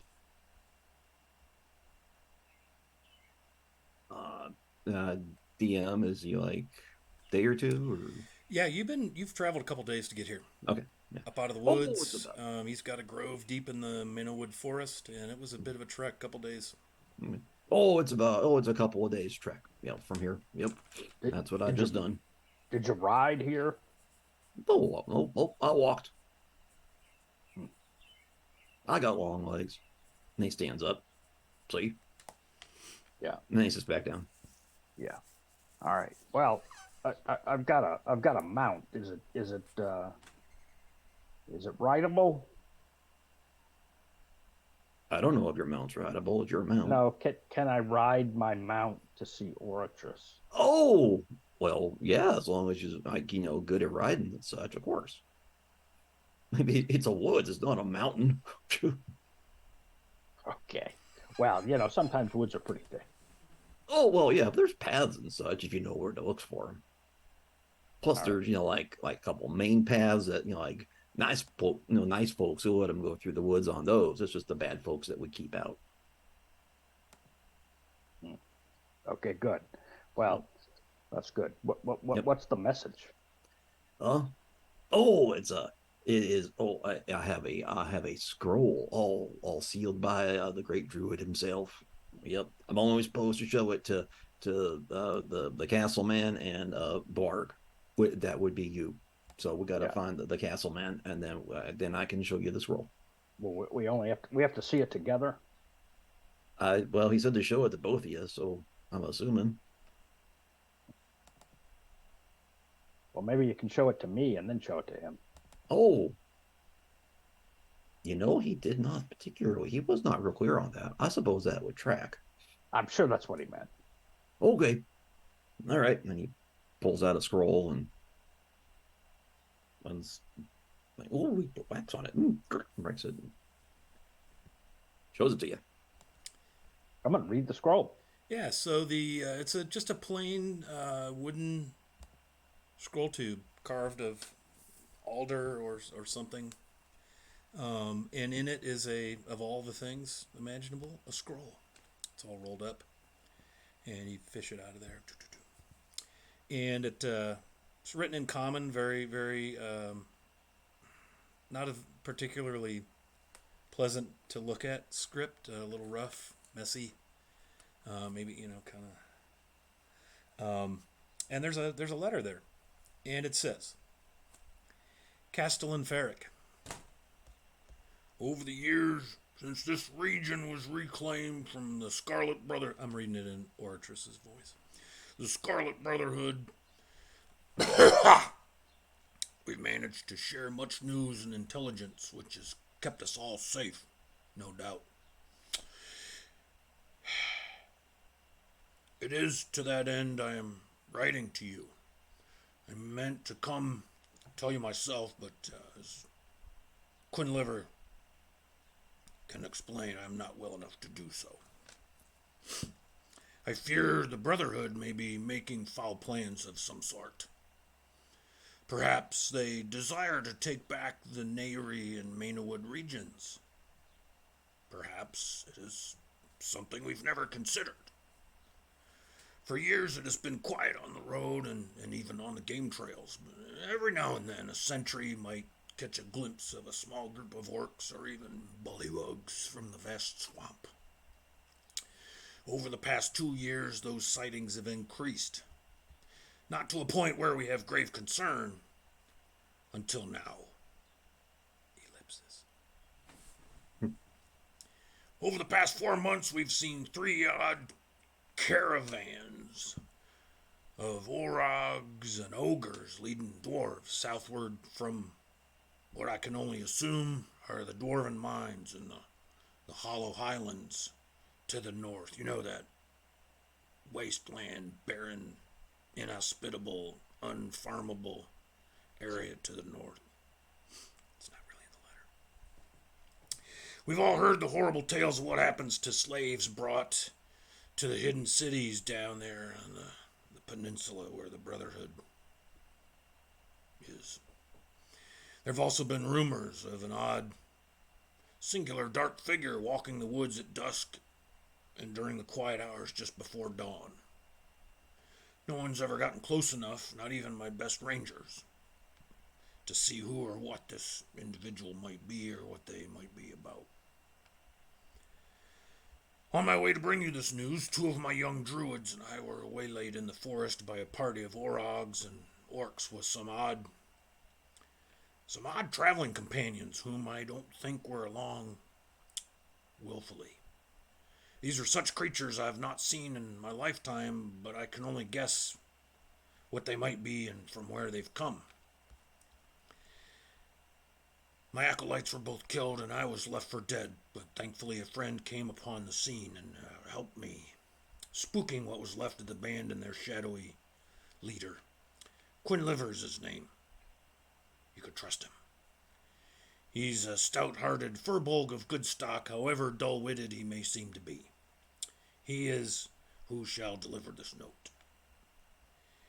He had come in search of me to raise these concerns about seeing groups of orcs and ogres and orogs skirting the forest borders near and into the vast swamp, but again we never discerned their business or their intent, aside from the usual wanton destruction they leave in their passing.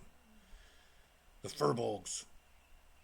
We've all done our best to spook and divert the trespassers, but they're afraid that soon these vile things will be brazen enough to venture more deeply, perhaps assail my grove itself.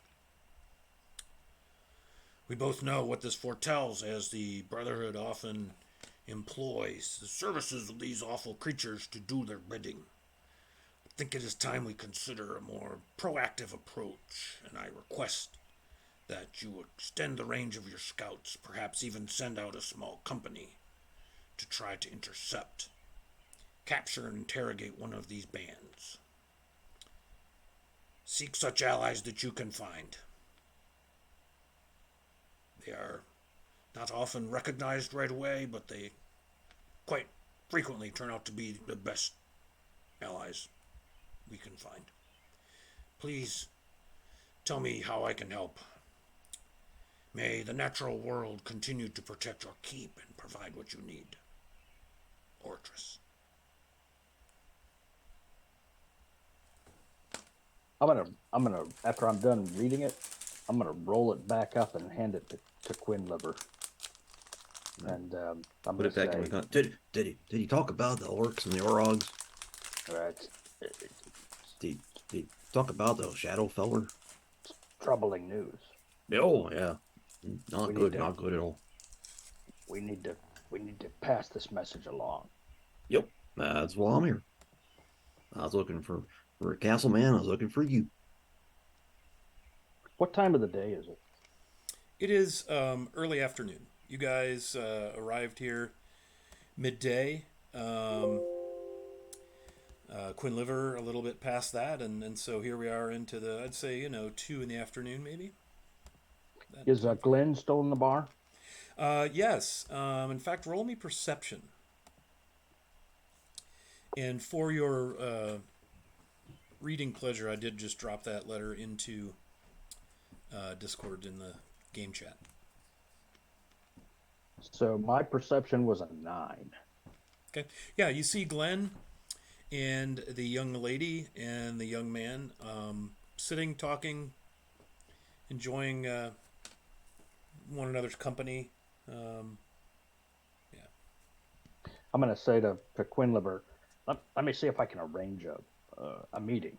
Oh, that'd be good. And he'll just drink his coffee. I'm going to get up and I'm going to walk over to Glenn. Hey, how are you? What, little goblin man? Did you figure out your onion problem there or whatever? Potatoes?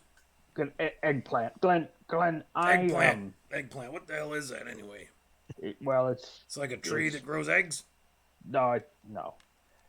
It's delicious though. Hey, Glenn, I need a meeting with your superior officer. Oh, do you? Well, I mean, doesn't everybody? He's pretty Castellan Ferric, a pretty big deal. Well, I think he's going to want to see us. Me and my new friend. Yeah. Your new friend there, the Furbolg. Yeah. We bring tidings from the forest. Oh. A message from the trees, the squirrels. No. Does that really make any sense, Glenn? That a tree would write a letter? Well, coming from you and Furbolgs, it sure might. No, we have a message from Oratress. Oh, why didn't you say so? The druid. Sure, how's he getting along? Well, he's not, well, I don't know. We'll leave that to someone else to tell you, but we need to pass this message along. It's of great importance. Can you get me there? I can. And my new friend? I can. I will. Let's go. You just relax here a bit. I'm going to go see Castellan Ferric and see what we can arrange a meeting. Well, you want us to just go with you, or we can cut out the middle-man and get there quicker? No, I do not. We All right, we have procedures here, and I mean to follow them. Well, that's fine. Just it's very, very, very important. It's 3 varies. That's how actually, that's how important it is, Glenn. From over there, you hear arthritis actually had 4 varies. It's a 4 very, very important problem. Right away, then. He stands up, and the other soldier stands and offers the appropriate salute to his commanding officer, the younger feller. And Glenn exits the establishment. And then I'll nod to the lady that's there, and I'll say, "Bam," and then I'll walk back to Quinliver. She smiles and nods. Well, and I'll go back to Quinliver, and I'll sit back down, and I'll say, "Well, Glenn is on it. He's going to get us a meeting, maybe." That's good. That's good. Yeah. Did you tell him that it was very, very, very, very important? I did. Okay. Yes. I sure did. It sounded like only 3 varies from here, but it's well, you know what? 4. He thought the trees wrote the letter. Well, that's tree. Well, I mean, the trees. Some of the trees can talk, but they're like the living tree type tree fellers. But like most trees don't write or talk. I mean, I can kind of get a sense of what they're thinking, but I've never seen one write. No. Well, I went out on a limb and they told don't them have it wasn't phones. them. Yeah. Ha! You know. A limb. So now what? We just gotta sit here and wait. Well, I think so. Oh, that's boring. Well, I'm sure he's quick about it. He seemed impressed about how important it was. Well, 4 varies is pretty important. So yeah. Usually arthritis is only like 1 or 2 varies when I've talked to him in the past, but as he was laying there with his leg all broken and everything, he was like four berries. So it was a pretty obvious. It's important. I read in the letter what you did to save your Oh, druid's life. yep, That yep. was very Well, brave. well, I was just on my patrol, see, and I could tell there was something wasn't quite right. Like the trees, they was all on edge. You can tell when they're on edge because they look all agitated. And so I like did what we call in the woods. I did a double time to get to his grove and such. And yeah, he was there. He was like I said, there was some orcs and orogs, and yeah, they had taken out like a few of them. But his little younger fellers that were training there with him, they was well, I'm pretty sure they was dead. One was missing a head. Anyway, so then, but I got there and I done took care of like the last orc that was there, and then like that, like there was like a feller. It was kind of hard to see like on the edge, and he like saw me coming, and he was like, "Oh, not today," and he took off. Hmm. But what kind of feller was he? Oh, he was like kind of like in a he was kind of like hard to see. He was like it's weird because it was like daytime, but he was still kind of like in shadow, kind of weird. Like human sized, Uh or your size, or oh. my size? Oh, no, I think he was more like a human size. I think Scott's nodding. Yeah, he was like human size. Yeah, yeah. Did he Oh, the say? orc. The orc.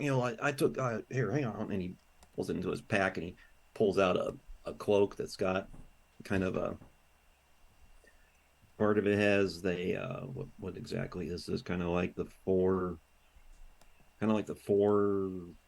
wavy lines that cross, or sorry, two wavy lines that cross, kind of forming the Scarlet Brotherhood. Nope, camera's not gonna work. Well, There it is. Yeah, the scarlet with the crosses That's across it. Yeah, I've got. I that's don't a have a that good copy of that yet, but that'll be coming for our graphics. Yep, that's a absolutely. cloak. You said yeah, that's yep, on a cloak. yep. Hmm. That was just part of a cloak. It was like you just kind of ripped it. Yeah, I didn't want to haul the whole body because orcs is. I mean, I can carry a lot, but orcs do get kind of heavy. So I just thought, I could just bring part of the cloak. That would be a lot easier to carry, and it And fit the, in my back a lot better. yeah, and the orcs were wearing cloaks Yep. like this. All of Mm-hmm. them, Yep. Well, the ones. Yeah. the dead ones. Yeah. Hmm. Well, that's troubling. Yep. That's what I said to arthritis, and he was like, "Yeah, yes, it is, and it is very, very, very, very important that you get a message to the castle man right away." So I was like, "All right, I'll do it." I Did I the helped him. I helped him back to his grove first. I mean, it's just only the polite thing to do, but then he can like heal himself and such. the shadowy figure? Did he have a cloak like that? I could not tell, but it's like he was kind of giving orders, and I'm like, man, I didn't think orcs would take any, orders from anyone that wasn't like another orc. So Was he? I did get a bad feeling. Yeah. Was he like a wizard guy? I traveled with a wizard Really? not long Wizard? ago.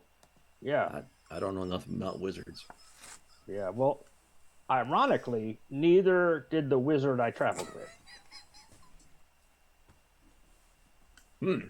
That is most peculiar. You sure it was? You sure it was a wizard? Well, yeah. Yeah, I'm pretty sure. His name was Presto. I mean, how much more wizard can you get than that? That does But sound wizard-like. that's neither here nor there. Hmm.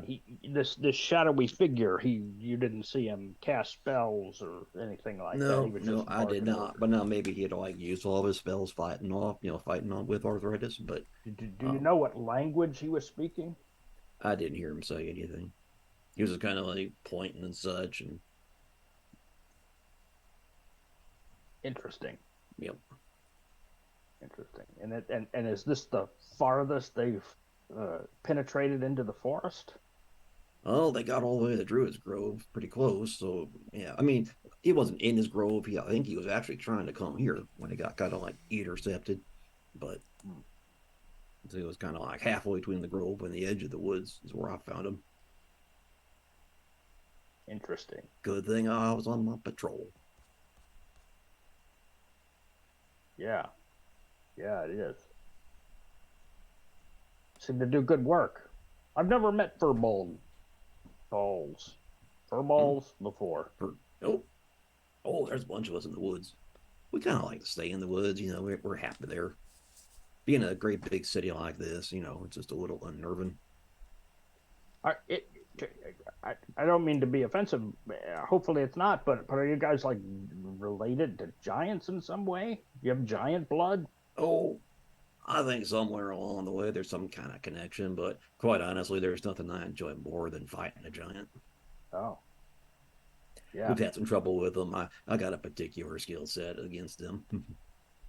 yeah, yeah. Well, goblins, pretty much the same. Related to giants? No, we enjoy a good fight with a giant now. Okay. Yeah, I'm Blarg. Yeah. Mm-hmm. Blarg. Yeah. Not Amos. Well, Because they thought your name was Amos. I don't know why. Yeah. What? So as you guys are talking, Corporal Glenn comes back, stands there just kind of listening to you guys, trying to pick up a gap in the conversation. Yes, so the Castellan, he will see you this evening for dinner. But and he kind of leans in all quiet. He looks around, and you're to meet him in the trader's post.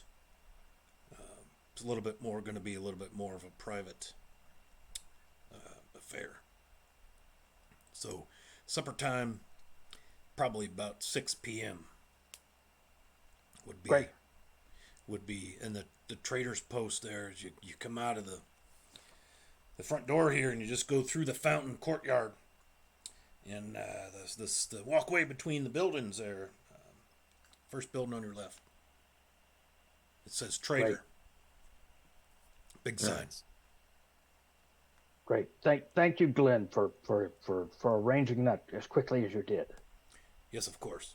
Yeah, you told him about the 4 varies, right? Well, that's why you're getting your meeting. Oh, excellent. Okay, As he good job. walks away. Good job, Glenn. Rejoins the other 3 at the table. All right. So, All right. And what time of day is it now? So it's early afternoon, so you guys have got a little time to kill. So here's what I think we'll do. I think now is a great time to take a stretch break. My hip definitely thinks it's a great time to take a stretch break. Started the giveaway, so the giveaway is going. We're giving away, you see at the top of the overlay there, a print-on-demand copy of the Keep on the Borderlands, which is the very keep that the Keep Under the Eaves is based upon. And in fact, a number of the NPCs that are in this game are from that game. So we thought that'd be a fun giveaway. So make sure you hit, exclamation point giveaway, and that will enter you. We will pull that at the end, and I'll let you know who won, and we'll get in touch, and we'll get that to you. So thanks, everybody, for hanging out. We are up to $970 on the tote board here. So, man, it'll be really great to not only hit 1,000, but cross that rather commandingly. Is that a thing? Confidently. And so, and there's the little giveaway prompt. So everybody make sure, and that includes our players, make sure that you get in there on that giveaway. And, of course, if one of you guys wins this, you can't really look at it. I told you I listened to your Greycast, so I've already I know everything. Oh, so. That's right, Greycast. Yeah, boy, I got to do better about not talking about stuff. Giving away all the secrets. Yeah, so, I know where all the treasure is. Yeah, in case you're wondering, treasure. Didn't you listen to the podcast? I don't recall there being any treasure in the Keep on the Borderlands. I listened to the director's cut. Oh, right. Okay. So speaking of Greycast, that's a podcast that I co-host with my friend Mateus. Just dropped a little info about that in the old chat. But again, we're here to help my brother raise some funds to help defray medical costs and some business costs associated with the fire they just had. You can donate at this web address there. That's their GoFundMe. So that's all going to go directly to him. For those of you who've donated, we sure are appreciative. We started this morning at $495 in the kitty, and we've almost doubled that today. So very, very happy about that, and very thankful to D&D Play 20 for the stream earlier today, and to our players here and our players there and all of our viewers. And I sure hope you're enjoying the game as we get, this is going to be an ongoing running game that'll run reasonably frequently-ish on Sundays. More will be revealed on that when we figure it out. But yeah, let's take, why don't we just take a good solid 15-minute break, man? Stretch it out, get something to eat, and we will bounce back in here at 5 p.m. The giveaway's open, and until then, we'll see you soon. So thanks for hanging out with us. Let's see. All right, there we go. Great.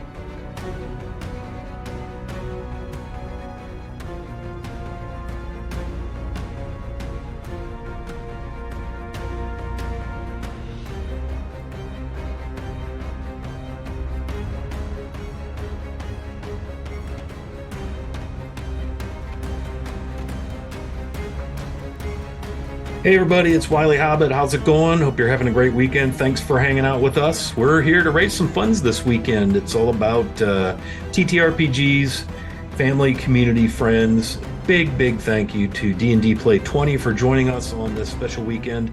Just a little backstory real quick before we get into our gaming adventures. My brother owns a gaming and collectibles store in Bradley, Illinois, about an hour south of Chicago. The name of that business is The Horde Collectibles. And by collectibles, man, I mean he's been in comics. He's got all kind of gaming related accessories, Magic the Gathering cards from here to Christmas. He's got some Pokemon. He's got D&D books. He's got Warhammer. He's got minis, paints, all that stuff. He's even got gold, silver jewelry. Real bad situation a couple of weeks ago. The business suffered a small fire on the second floor of the building where the office and my brother's personal space is. He will often stay the night there following late nights of gaming and so forth. And sure enough, he awoke to a wall of fire at his feet. Managed to get the upstairs renters out of their apartment with their cats. But in the process, ended up on his back in the parking lot under the care of the fire department. Thankfully, they were able to get the fire put out pretty quickly. So the physical damage was kind of contained to that office area. All of his business equipment, personal collectibles, his original D&D books, all total loss. A lot of gold and silver collectible items up there also damaged or a loss. And then water damage in the area below where the stockroom is. So they did end up losing some inventory, but most importantly, right now for them financially are medical bills. They care flighted him to Loyola, the burn unit. They weren't sure exactly on the scene what sort of shape he was in, so they wrapped him up and got him up to Loyola. Thankfully, the good news is he suffered no burns by some absolute miracle, and also no damage to his lungs. He was in and out of the building a few times, alerting the upstairs renters and knocking that fire down with a couple of fire extinguishers to keep it, contained. So good news is he's okay. Also good is that they've secured a new space for the business, but he's going to have some medical expenses, significant ones, and obviously expenses related to moving the business. So anything you can do to help out, we're going to be putting a link to the GoFundMe account that one of his loyal customers set up. So if you can donate a couple of bucks, great. If you can't, that's okay too. Come hang out. We're going to celebrate some D&D in honor of my brother and the Horde Collectibles and Gaming, and very thankful he's okay, and super stoked that their business will rise again from the ashes, if you will, like the mythical phoenix. Super grateful to D&D Play 20, to Peter for all of the graphics you see with the overlays and the sound and all of that's all Peter. Phenomenal bit there. The Jen's doing DMing, Rio Lancelot's DMing, and then on the Wiley Hobbit channel, grateful for the support and the help I've gotten there, and for all of our players, and most of all for all of you hanging out with us all weekend. So thank you very much for that, and enjoy the gaming.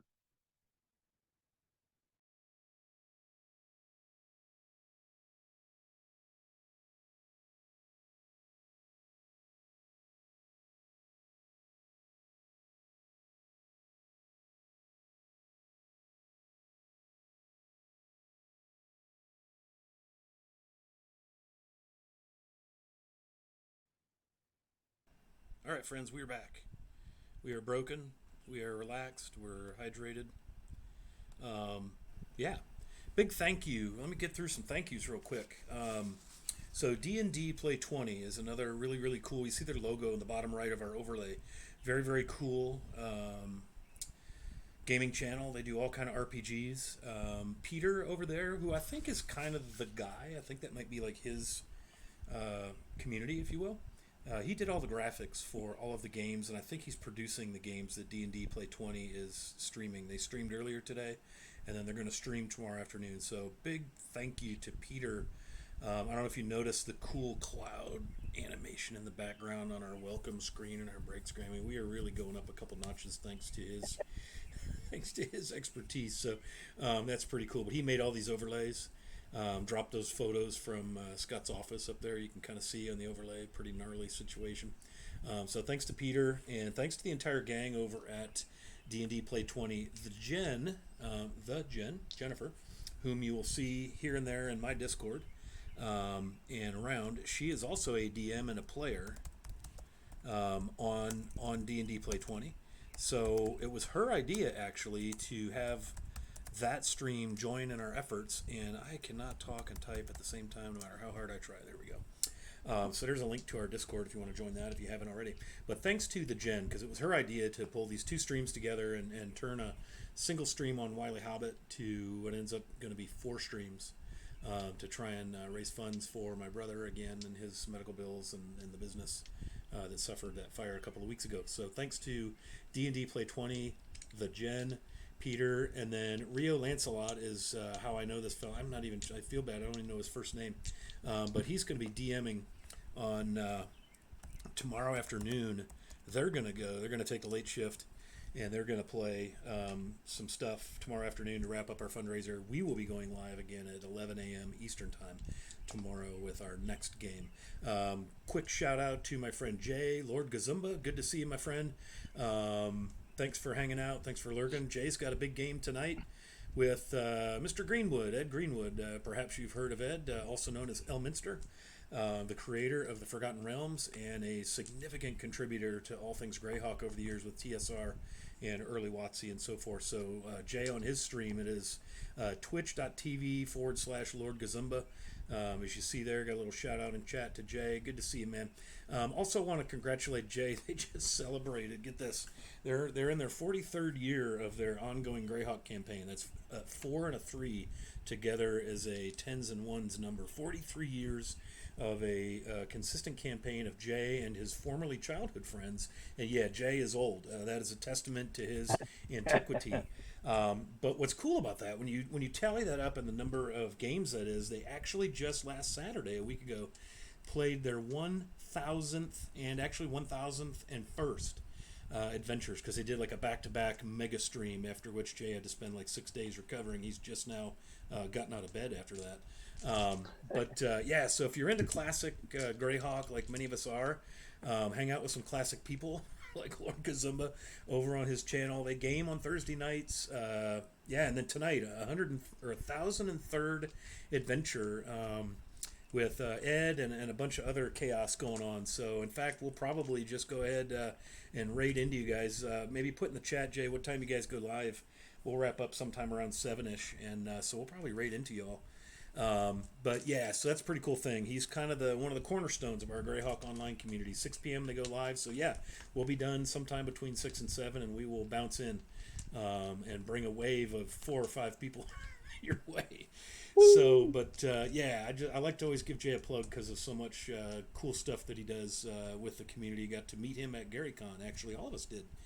Got to meet Jay at GaryCon this past March up in the wilds of southern Wisconsin. So thanks, Jay, for bouncing in and hanging out. And again, congratulations on 1,000 adventures in a 43-0 campaign. That is crazy.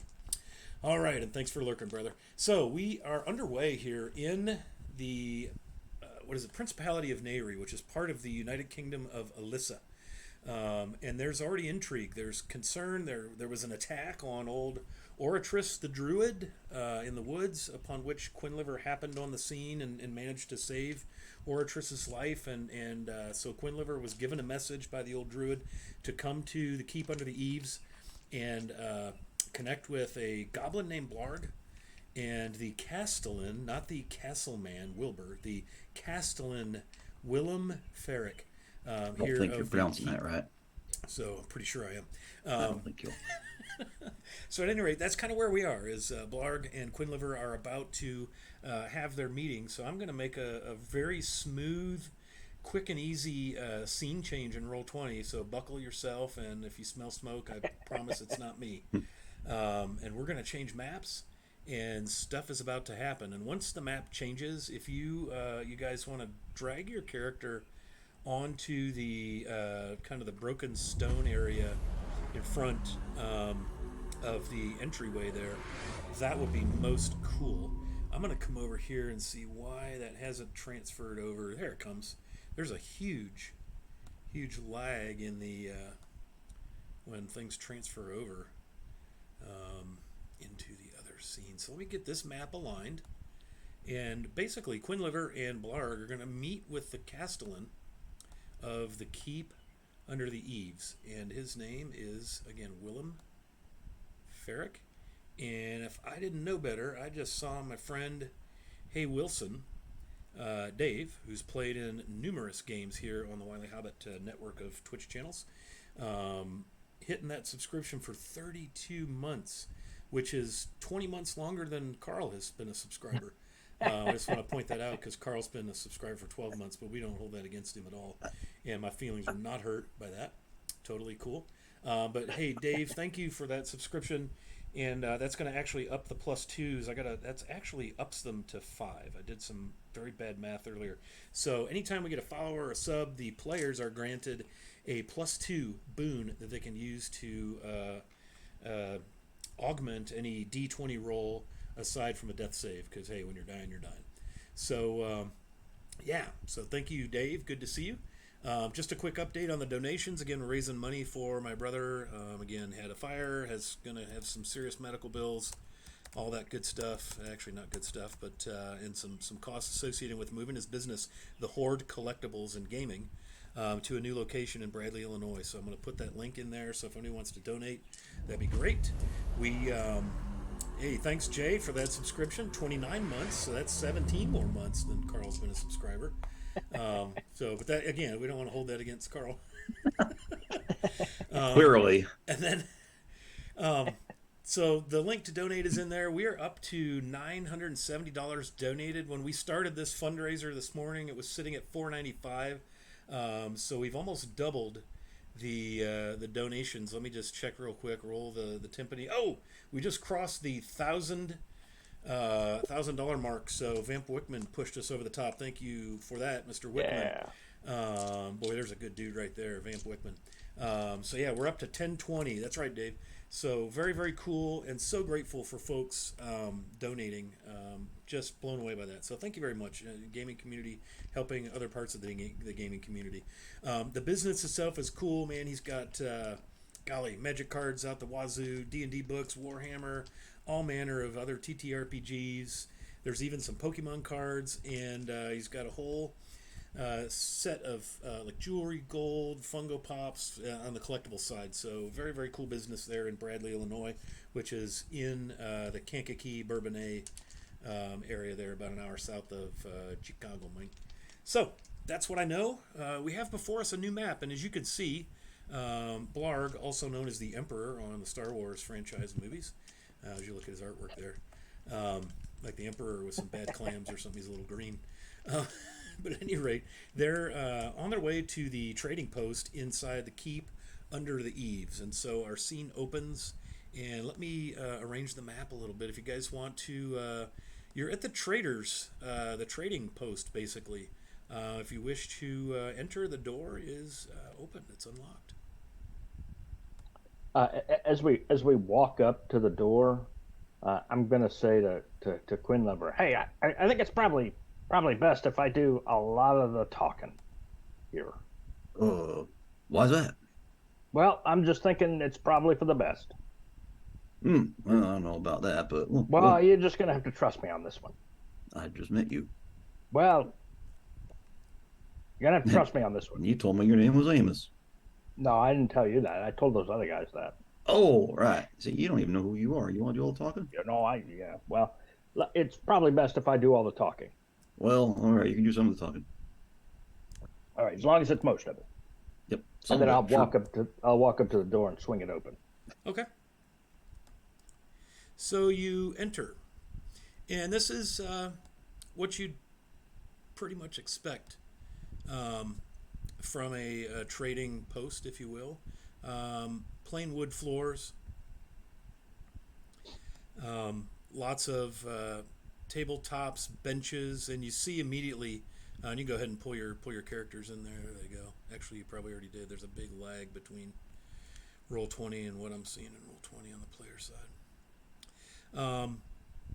Plain wooden floors. There's a ratty looking carpet there kind of in the center of the room where you're entering. There's some workspaces you see immediately to your right, some tinker's tools, all manner of pieces and parts and things and bits of rope and cord, a couple of stools there. some instruments, looks like some sacks on the back table and under the table, and then all manner of weapons and things, armor. And it looks like there's kind of a business counter with some papers and letters there. And here in a second, magically appearing will be some people as soon as I get myself on the right layer and roll 20.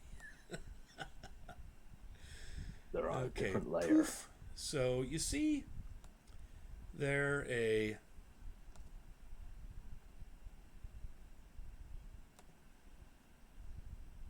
gentleman behind the desk.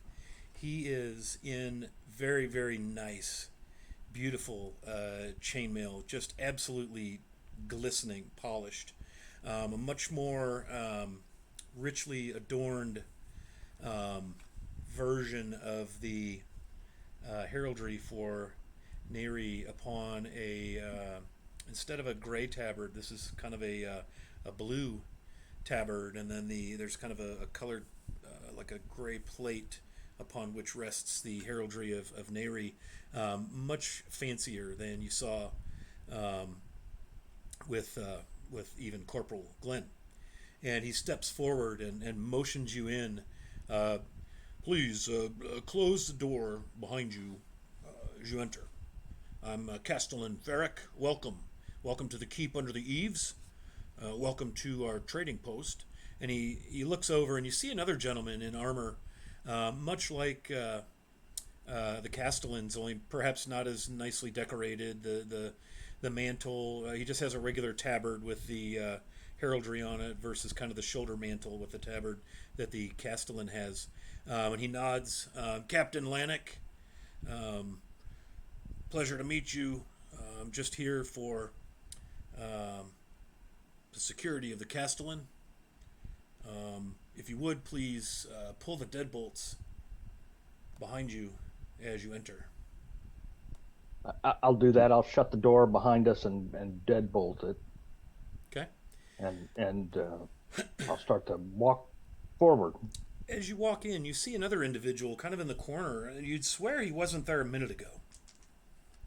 Whether it's a trick of roll 20 or very poor piloting by the dungeon master or some magic, some arcane goodness knows what, but there in the corner is an individual. He's in dark robes.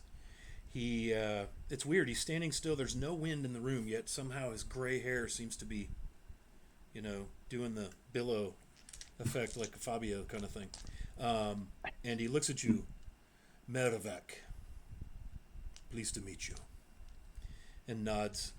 And Ferric kind of chuckles. You'll have to pardon Merivak there. He's, well, has a flair for the dramatic. Likes to make an entrance.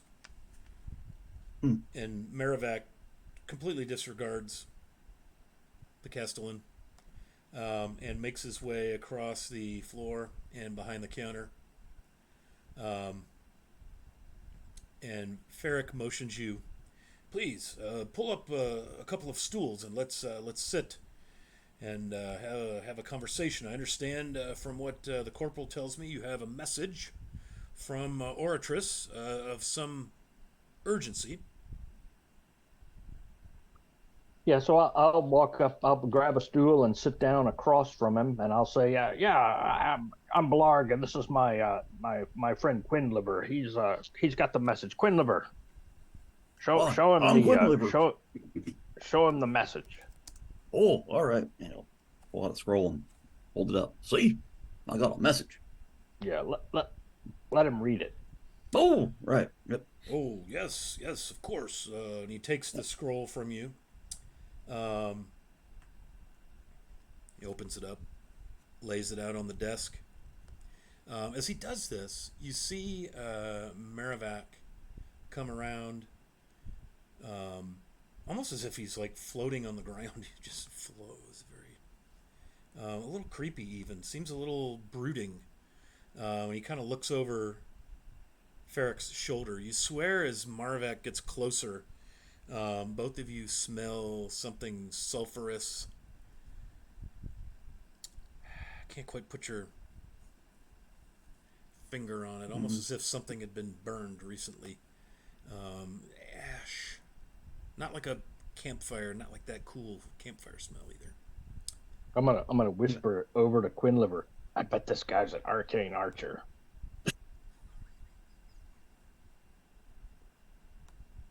I'm thinking he's more like one of them wizard fellers. I don't I don't know what an arcane archer is. Sounds cool Yeah.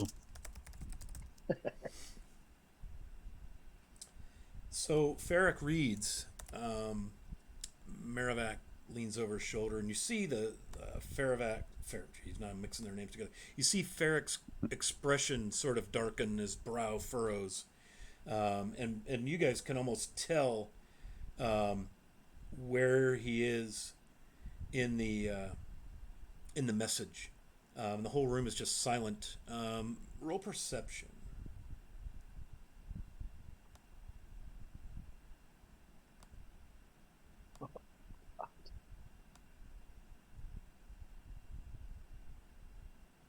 I got a 6.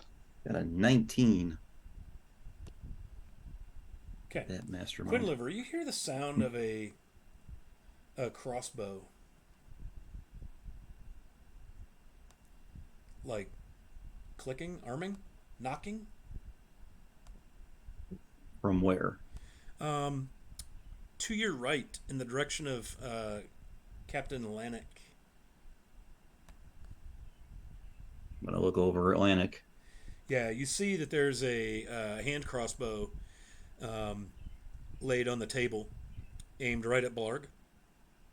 And then you hear that sound again as he's fussing with another hand crossbow, and it's aimed at you, laying on the table. And he looks up. Pay no mind. As I said, I'm here for security. Don't worry about that. But, you are here with the Castellan after all. Sure, everything I will want be to fine. make an insight check. Okay. Yeah, go ahead and roll insight. Ooh. Dirty 20. Okay. Yeah, he seems to be quite earnest and honest with what he's telling you.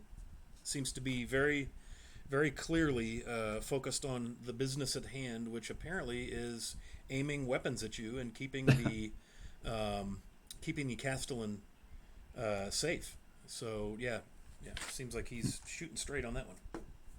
So he's not touching the crossbow. He set them so that they're loaded and ready to go, and just they're on the table.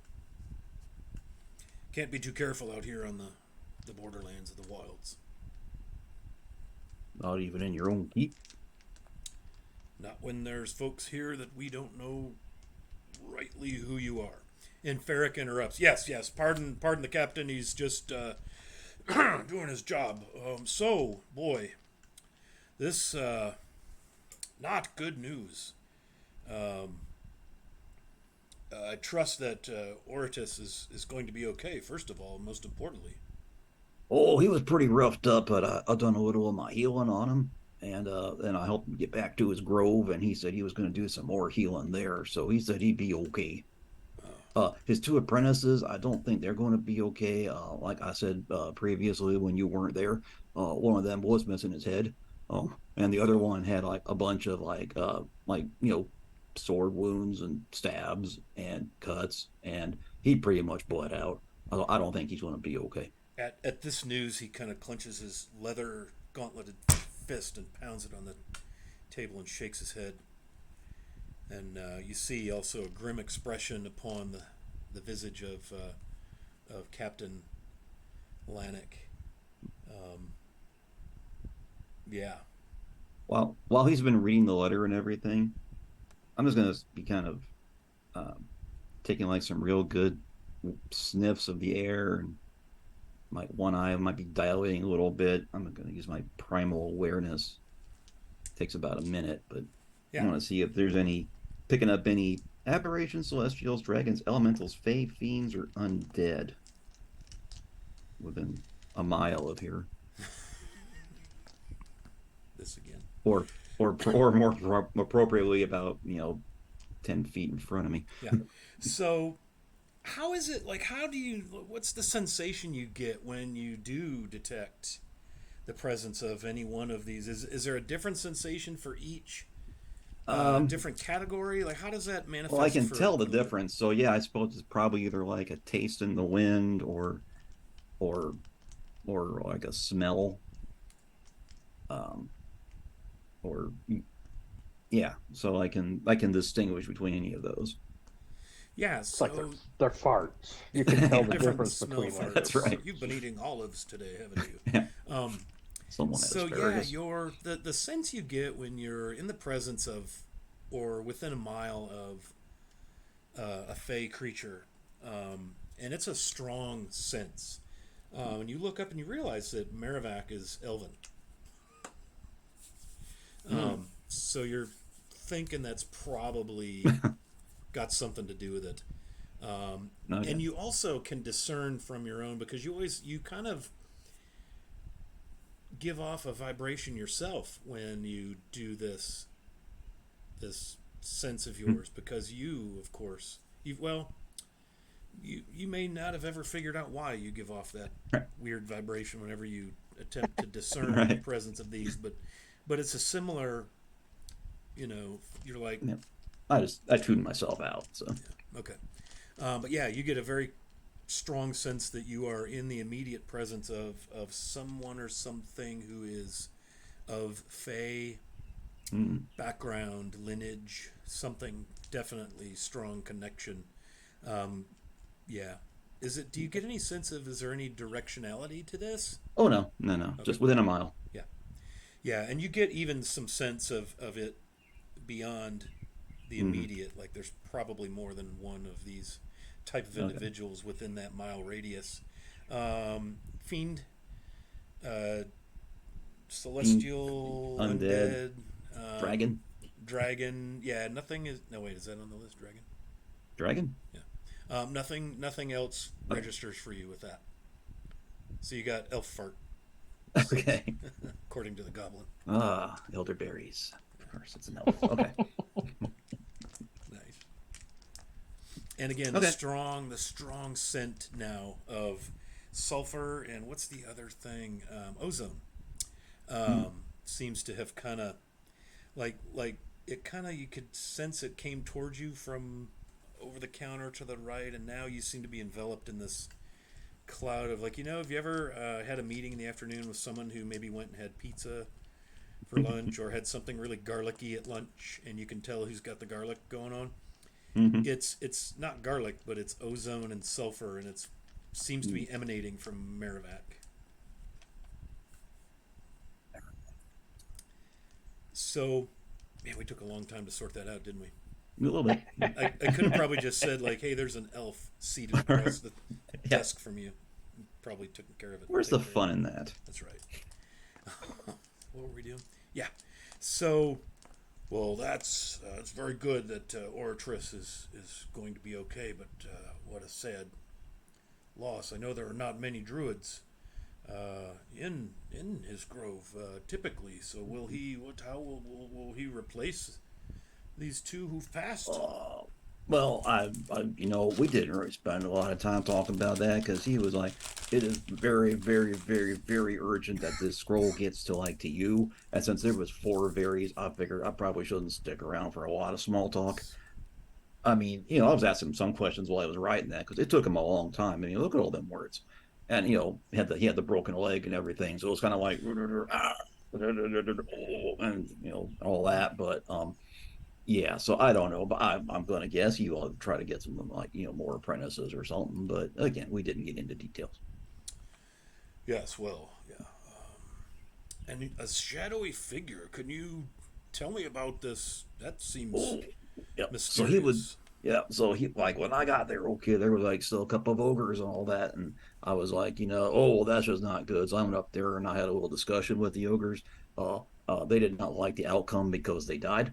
And like I said, there was this one feller, and he was right out there on the edge. It was weird. It was sunny, but he was kind of shadowy, and I couldn't really get a lot of detail. I'm thinking he was around.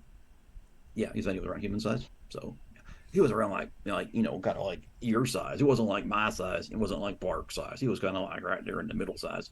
But yeah, it was all shadowy, and it was like, ooh, and I was This like, well, was that is during the day, particularly odd. say, Yep. in the forest. More. Yep. In the woods. Yep. Yep. Shadows. That's kind of normal for the woods. Well, some, but there was like extra shadowy around him. I Oh, cannot explain it. Hey, Quinliver, Yep. maybe show him the cloak you showed me. Oh, I could there's do a that. cloak. Oh, oh, and he takes his pack off. He reaches in, he pulls out the part of the cloak that he tore off, with has the symbol of the Scarlet Brotherhood on it. Like, yeah, one of them orc fellers, he was wearing this. Well, both of them were, but I figured I don't need to carry He one. grabs the cloak. Give that to me. By the Oh, gods. sheesh. I was going to hand it to you. Sheesh. He's pissed. Oh, Well, this makes sense. Damn. what does it make you feel better that the orc wearing it's dead? Of course it does. Oh, good. Well done. Thank you very much. Thank Well you. done, son. That, So perhaps the old druid's fears are when I read the note, he mentioned the Brotherhood. We haven't had any issues. it's been quite a while since they've been time. trying to get But- back into our woods. These cloaks. Well, I mean, either you got some really crafty orcs there who've disguised themselves well, but I don't think so. I don't think generally orcs is that good, that crafty. This is. Need to get with the prince on this. Make sure that Castellan, if I may add yes, to this, yes, Master. I Goblin. I know something of the Brotherhood, and I believe they're on the rise. I believe they're working to return. You can hear Lannick shifting his position as you mention something of the Brotherhood and da da da da da. You could hear like those old hardware store wooden floorboards, how they creak. Yeah. You can hear him over there kind of shifting his weight as you mention that you know something of the Brotherhood. What do you know of the Brotherhood? Castellan demands. I work with the Night Protectors. And- There's still a thing. Well, they are still a thing, and I work with them. And I have Wait. You're a goblin. Not that there's anything wrong with that. okay. Well, that my But my the parents Night will be glad to Protectors- hear you say that. Pardon my shock. Hey, the Jen, what's up? It's going well. We are doing our thing. We're over $1,000. We're at 1020 now. Go ahead. Well, I came to meet a Night Protector named Sir Roderick, and to make a long story short, I earned his trust, and he asked me to, on behalf of the Knights, to go south and see if I could find out anything about the Brotherhood. And so that's what I did. And I was able to. So what did you find out? Well, I have found that the Brotherhood is on the rise. They have aims to reconstitute and attack and regain territory and to fulfill their mission, which is to rid the world of those who they find undesirable. Well, that's everyone but them. Awful bunch. Yes. And I believe, and I have intelligence that they've sent or plan to send assassins to try to decapitate leadership at key locations. That is their method. They took these lands, the whole region, and we drove them out with the help of the knights some 20 years ago. Well, I believe they seek to gain their land back, or this, not their land, but this land back.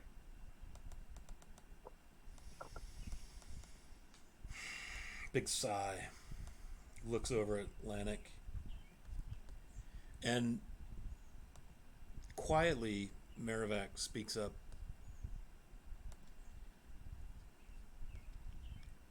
"'Tis as I foretold, master. They have designs on reclamation of this part of the Flanaess. I've seen it. And he kind of, with a flourish, and he pulls out a crystal chunk. Very, couple of big faceted sides. The rest is all faceted, but a couple of big sides. It's maybe this thick, almost like a thick plate of chunk of crystal, clear, a little bluish swirl to it. I've seen it in my seeing stone here. And Ferric kind of rolls his eyes and shakes his head. Well, I don't, I know you see what you see, and you know I don't put much stock in that, Merrivac, but you've never led us astray or really, well, been wrong about these things. But this is significant. This is the Scarlet Brotherhood we're talking about here. This is the good of humanity on the, excuse me, gentlemen, the good of humanity and others on the Flanaess. This is significant development.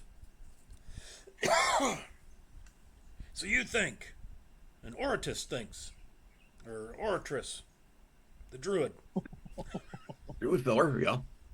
he thinks that this group that accosted him and killed his acolytes, they're somehow tied with the cloaks, clearly tied to the Brotherhood. That was his working theory. Yep. And that's why he sent me here to talk to you and to talk to Borg. How many were in this party that assailed the great druid? By my recollection of what I was sent in direct messenger, I think it was about 6. I see. Not a big group. A scouting. More than, well, I have to think back. It's been years since we've had to deal with this, and here we are again. Not surprising, but certainly disturbing. It was 6. Man, I'm good. Yep, there were like To 4 get orcs word. and 2 of them orogs. He looks over at Atlantic. We need to get word to the prince. Let him know what we've learned. But in the meantime, we need to do something about it. That's why we're here. That's why we're here. This keep. We need to do something about this.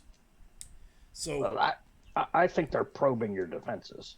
A group that small and a group of not the Brotherhood themselves. no monks have been seen? Cousins? Agents? I've only read what was in the letter, but he didn't mention that. Well, Master Castellan, Expendable. you know someone of the Brotherhood is probably not far.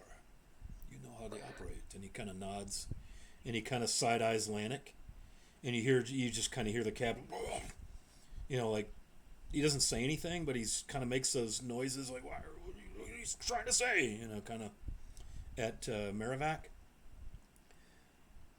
You know how they work. We must be extra careful. I will contact the prince's envoy. And he kind of holds up his crystal and then slips it back in his robes. Weird robes. They almost like they move a little bit.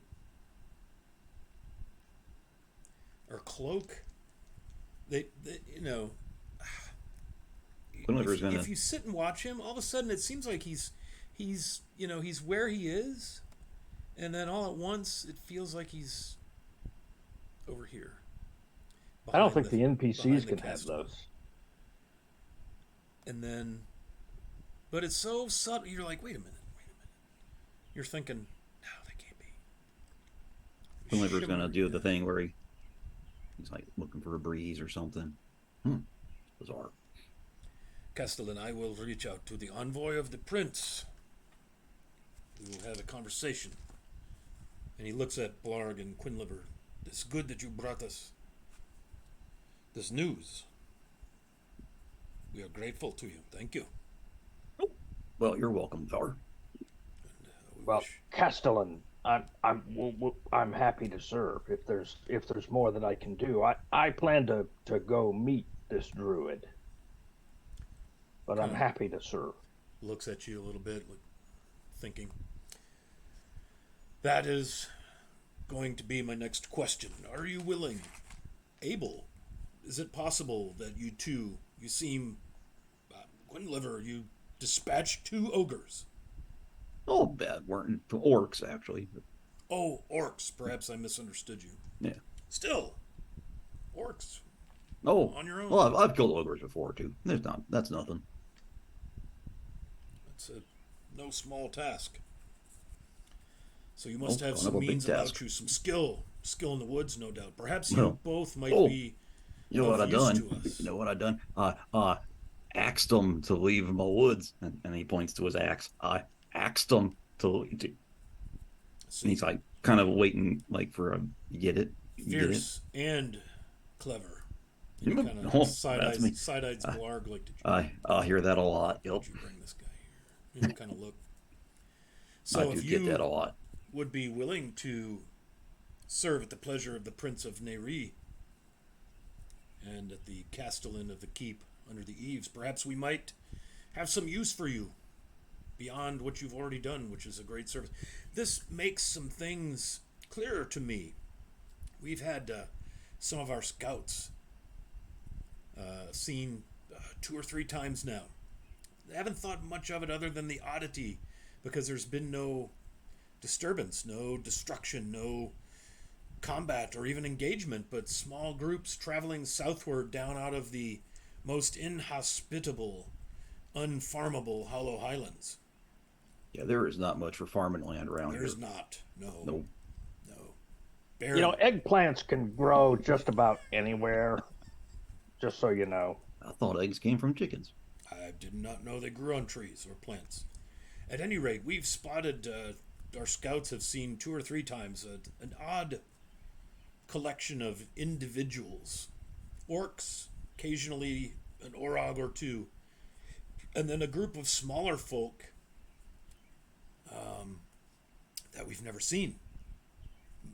Reminiscent of dwarves, but very different.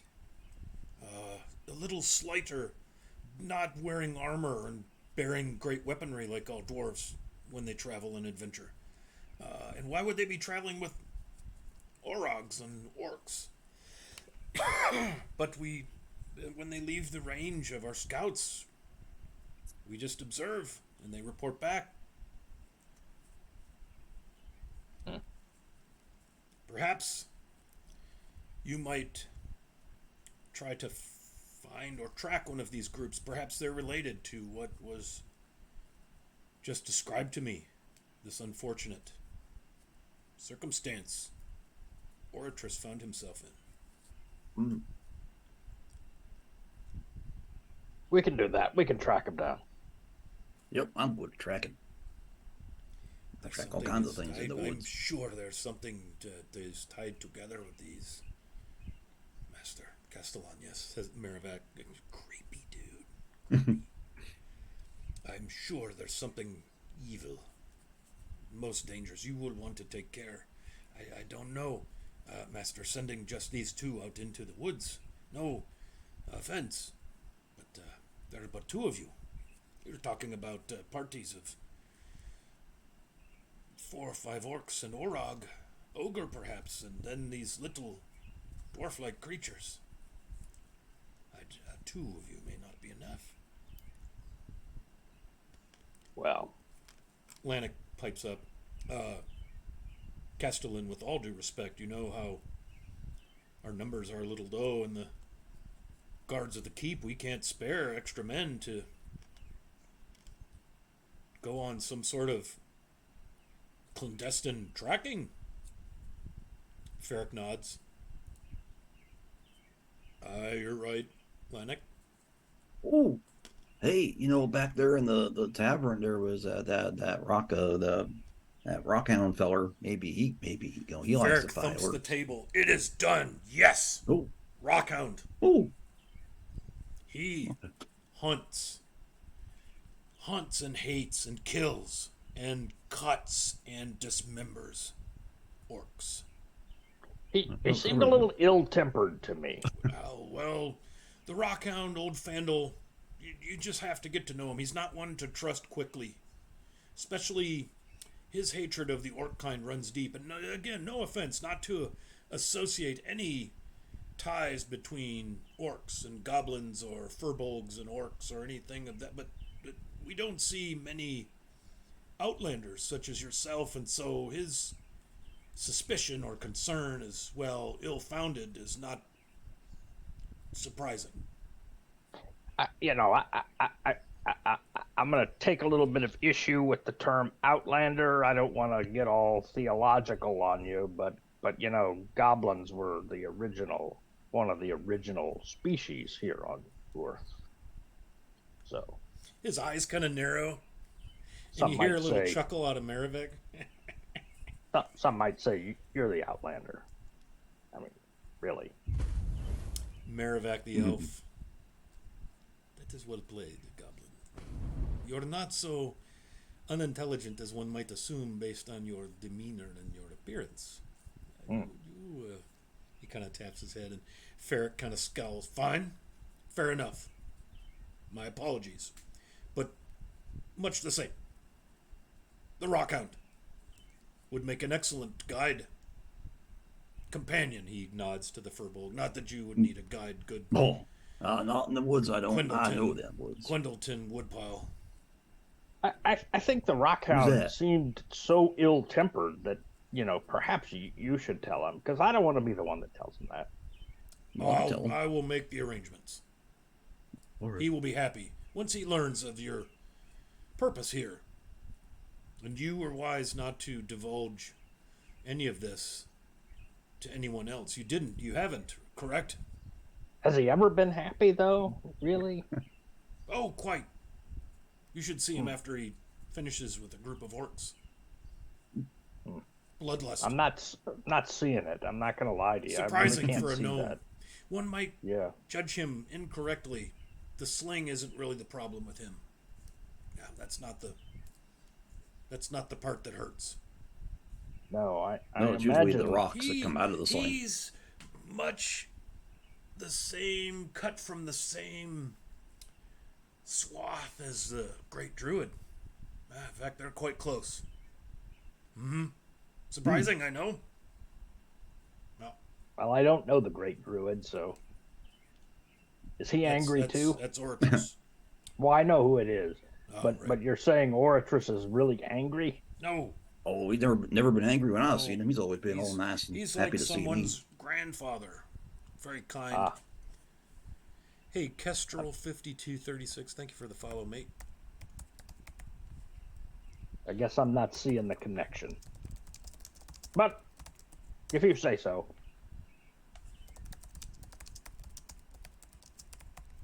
Well, you should be off at once if you're willing to conscript yourselves to our service.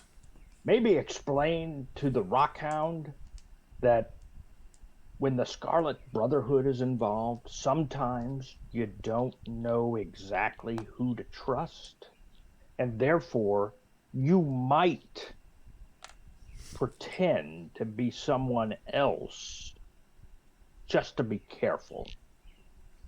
And it's not really a lie. It's just like having a shield. Understood. Lennox, go to the goat. Find Fandle. Make arrangements. Nightfall. You two should equip yourselves. And he kind of looks around. If there's any gear you need, we can see to it that you have it. Your purpose here would be to find, understand, and with Penlock with you, there won't be any question you'll be engaging. He's not one to observe orcs. He's one to find them and kill them. Well, that may make the clandestine part a little difficult, to be honest with But if you're successful, no one will know, will they? He kind of smirks. you. Like, I guess that's true. I just wonder if we go in, all charging in, like, I wonder, doesn't that have the potential anyway of attracting the attention of maybe the rest of the Scarlet Brotherhood? Well, assuming that these groups that we see on occasion are somehow tied. If you track them and are able to find the right place to encounter them, engage them in the wilds, the chances of anyone ever knowing until they don't show up to wherever they're headed. I mean, any number of things could intercept a small party. Surely, if they're headed south, they must be coming through the vast swamp. Wastry and the Bullywugs have probably waylaid more than their fair share of those little groups. They're no fan of the Orog or the Brotherhood or the Orc. And you also, I mean, understand, I think, how the Scarlet Brotherhood operates. I've had a chance to see it. And I think you should be careful because I think... Wait. You've seen it. Tell me more. Explain yourself. Let me make the point first. I think that you should know that they may already be here. Maravak looks over at you and kind of rolls his eyes like, yes, that is what I mean when we say we must be more careful that they are probably already near us or in our midst in some form, because that is how they operate, yes? You, for all we know. Perhaps it is I. Or perhaps the good captain over there. And Lannick just turns like purple. And he says, he just holds his tongue. And Ferric kind of side-eyes him. You are right, Goblin. One cannot be too careful. I think I understand how they operate. And Ferric looks at you. So you tell me, how do you know this? How do you claim to have intimate detail, first-hand experience. Tell me more about that. I don't claim to have it. I do have it. As I told you, I was dispatched by the Knights to find out more about the Brotherhood and its intentions. So how did you do this? That's a great question. Like Glad you asked. I went directly to the source. I infiltrated their lands. What? You infiltrated the master infiltrators. Wait a minute. Yes. I did. And I spent some time there.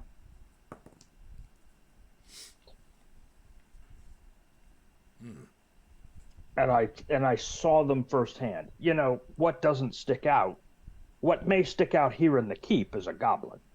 Yes. But what doesn't stick out in the Brotherhood lands are goblins. Yes. Because of course.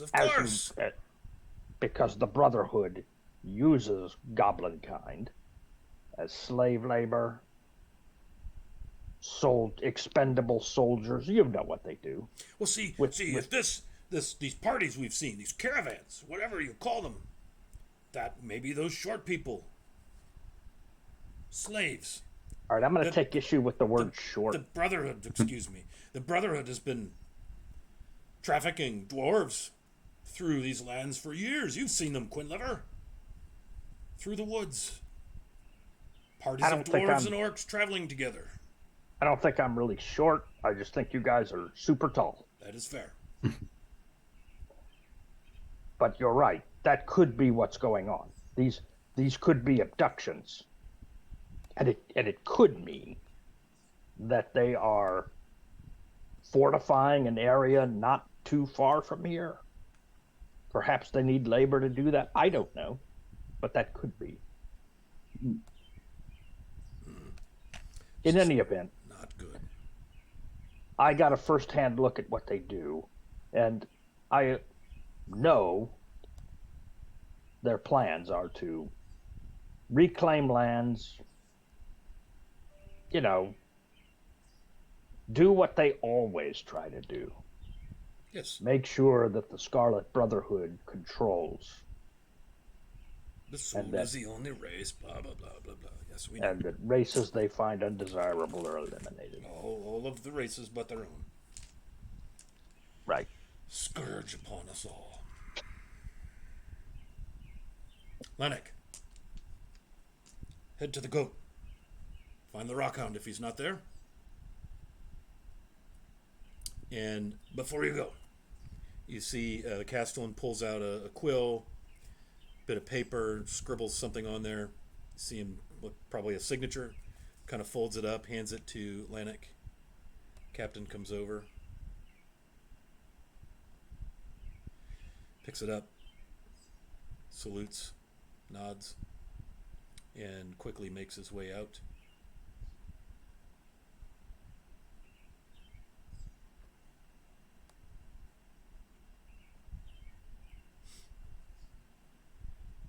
He will be there to meet you. I think leaving under the cover of darkness might be wise.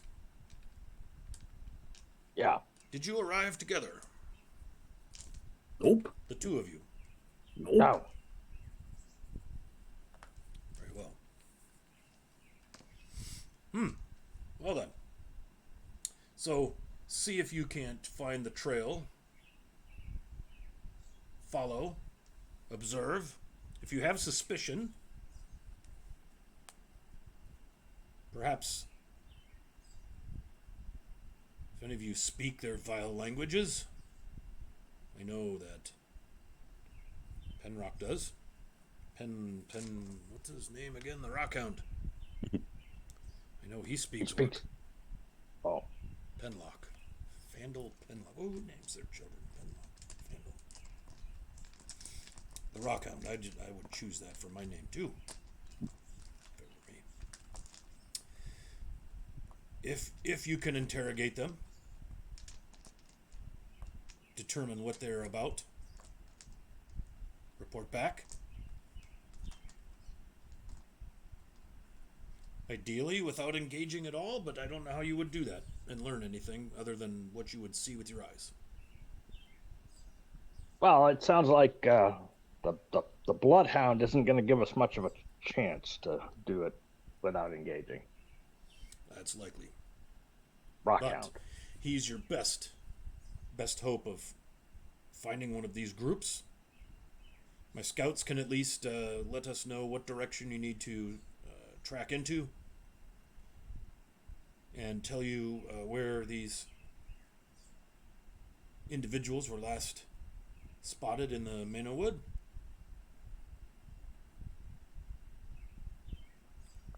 We can do it. Consider it done. Very well.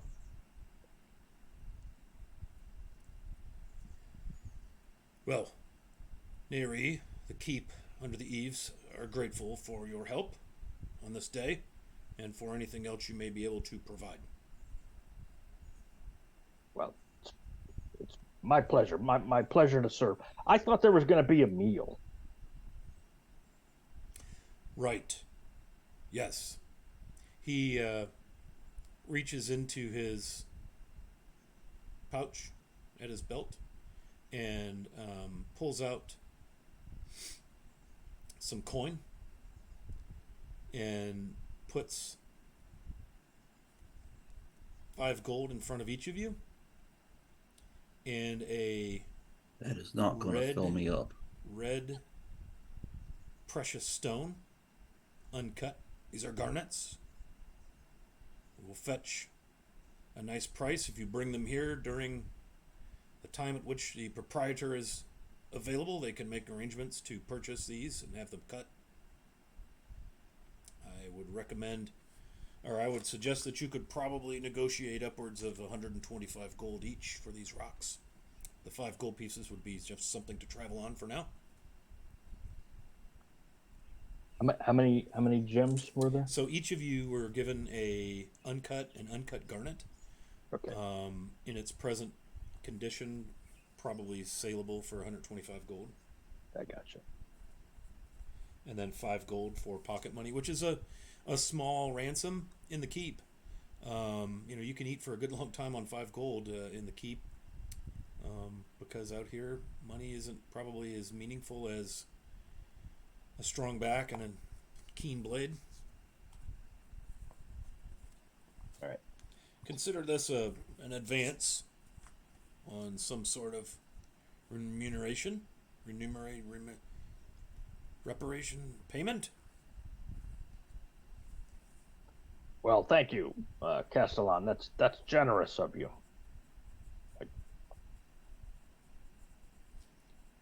Well, we should wrap up our time here. It's a pleasure to meet you both. And he extends a leather gauntleted hand across, shakes each of your hands. Merrivac kind of, when hand shaking begins, Merrivac kind of steps back. Or does he step? Maybe he floats. So smooth. All right, I'll take my coin and my garnet, and I'll say, not nice meeting you both. You're in good hands. Very well. Yep. May the light Don't shine you upon got your way. nothing? Sorry, Quinliver, I interrupted you. You got nothing to worry about. We's on this. Very well. Okay, so that concludes our meeting with the Castellan Willem Ferrick and his creepy friend. You're not sure what that guy is. Merrivac. All right. Your purpose, your mission then, will be to meet up with the Rockhound, Fandel Penlock, over at the Stretching Goat at dark. And you assume he's going to show up.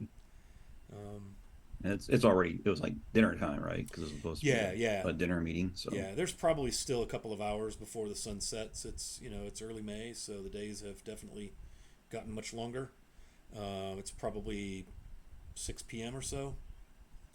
So you've got time to head to the Stretching Goat if you wish. Get some. Is that the only game in town? The only tavern in town? Yeah. This place is. Yeah. You saw, both of you, as you were walking through the inner. What do you call it? The inner bailey. You saw what looked to be some sort of a religious building, a temple. There's this outfitter, tack harness weapons, various quarters, some barracks-looking places. There's some area that's kind of cordoned off. The whole keep is split by a wall that runs east to west, and that is actually I can tell you what that looks like. Actually, it's area number 18. It's the inner gatehouse. It's kind of a small fort, if you will, and you can only assume that leads to the back half of the keep, and in the back half you see well beyond the inner gatehouse, that back dwelling with the 4 towers on it raises up fairly tall. That must be kind of the keep or the fortress within the keep, or the, what do you call that? Hang on, it has a name. The keep fortress, in fact. There's probably a stable area. There's numerous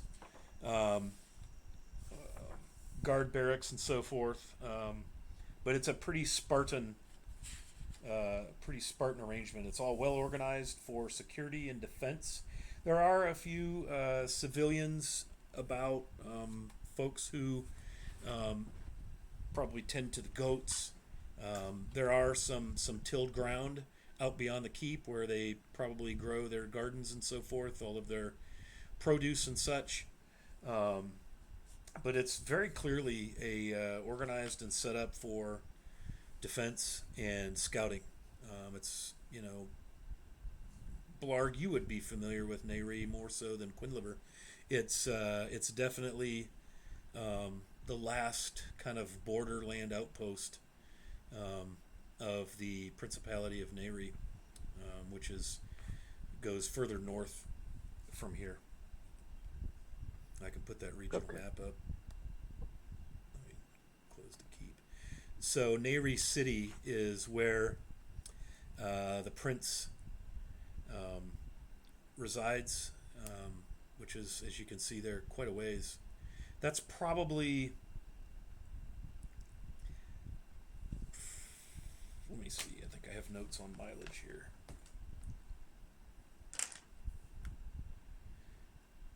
Yeah, that's probably pushing 200 miles from the keep. It's a pretty good distance. This section is, as you can see, the barony of Derevent. A lot of the, it's kingdom provinces. The provinces are made up of various baronies. So, but Nehri City is the capital of Nehri proper, the Principality of Nehri. What's up, newborn nerd? Good to see you here. Thanks for joining us. Glad to have you aboard. So, you guys going to go to the stretching goat?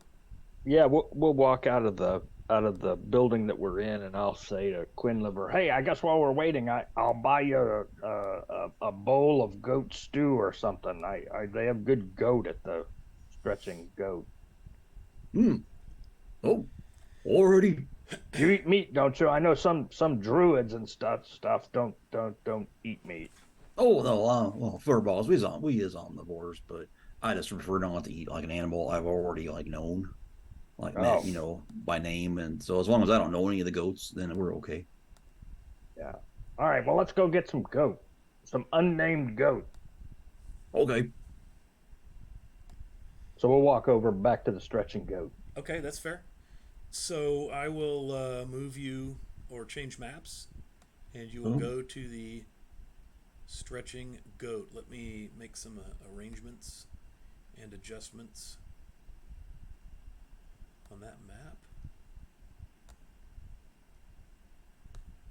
Bear with me. Whoops, can't do that from that one.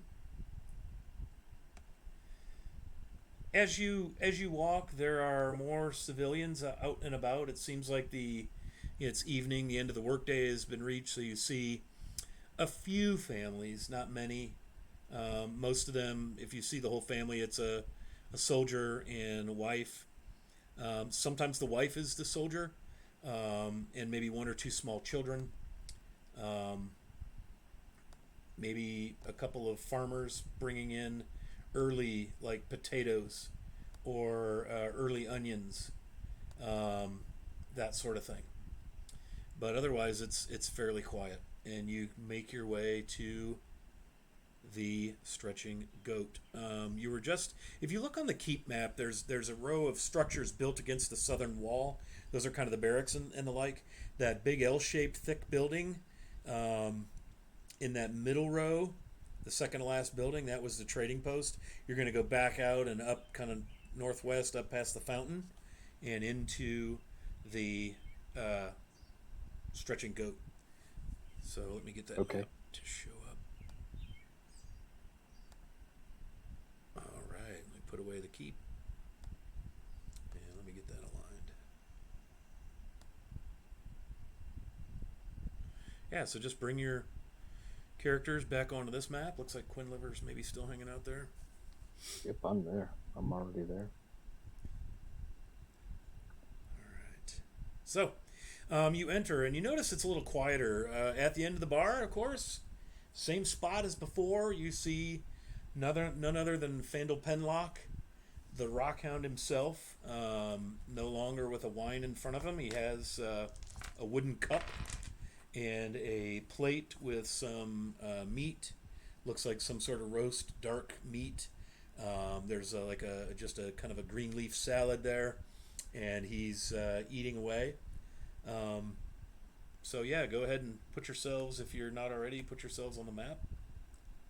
Hey, when we walk in and he's there, I'm going to say, "Oh, hey, There we Rockhound, can we join you for a meal?" So he kind of turns his head and regards you and nods.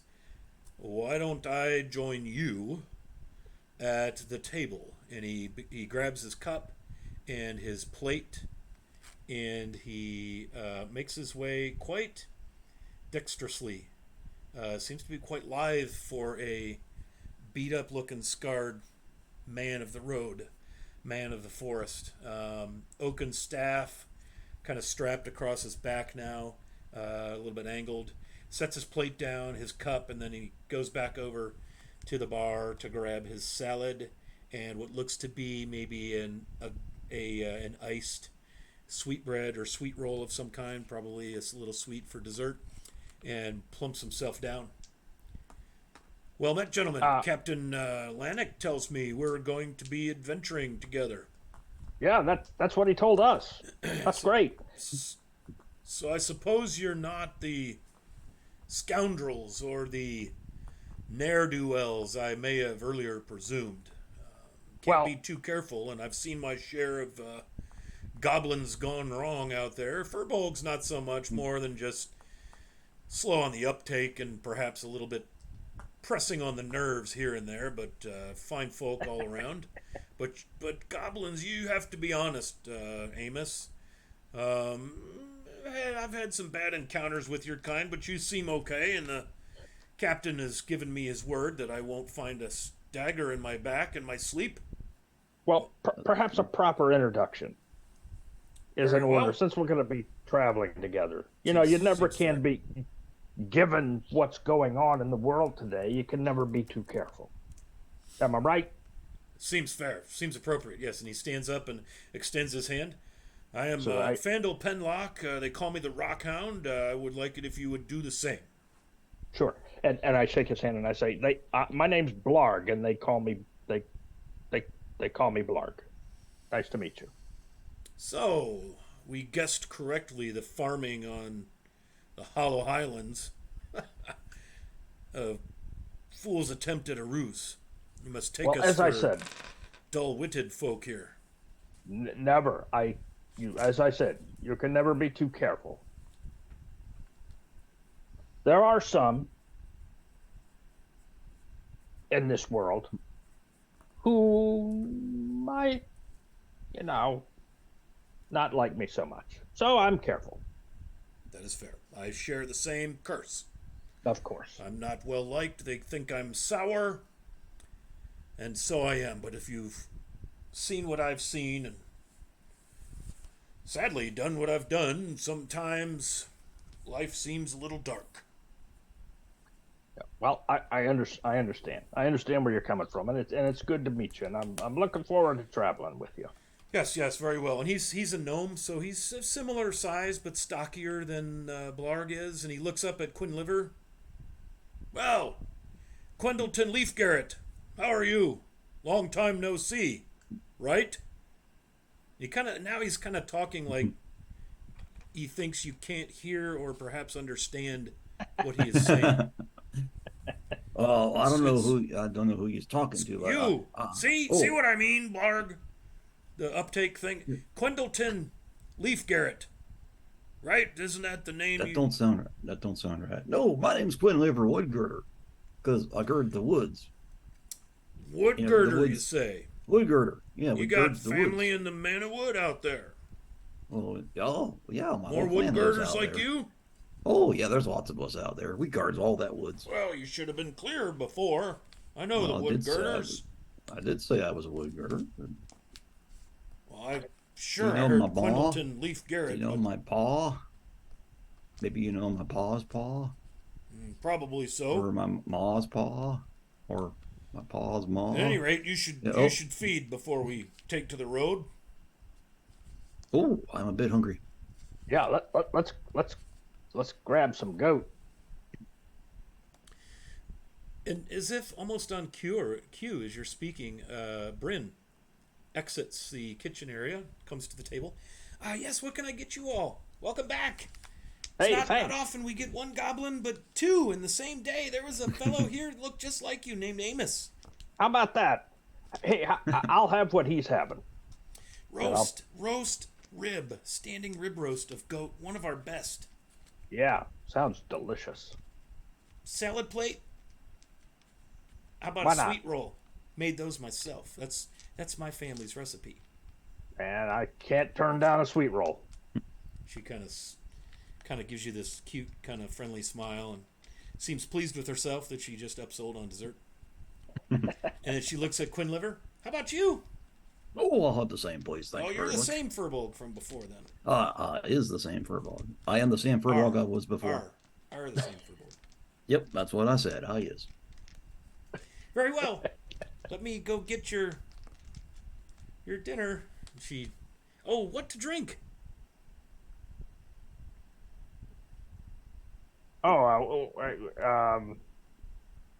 how about something? Do you have like coffee or something like that? Yes, of Oh, they course. do. They do have coffee. I had it. Yeah, I'll have that. Yeah, and that coffee, by the way, Quinliver, was quite good. Oh, I Had want kind some of of a that. nutty finish. The goat milk had a little bit of sweet and tang. So it was a very unique cup of coffee. I would Earthy, like another cup of that. nutty finish, and then that sweet tang of the goat's milk thickened it. Oh, yeah. Oh, Okay, so she scurries off. She stops and talks with Clara for a moment, and then heads to the kitchen.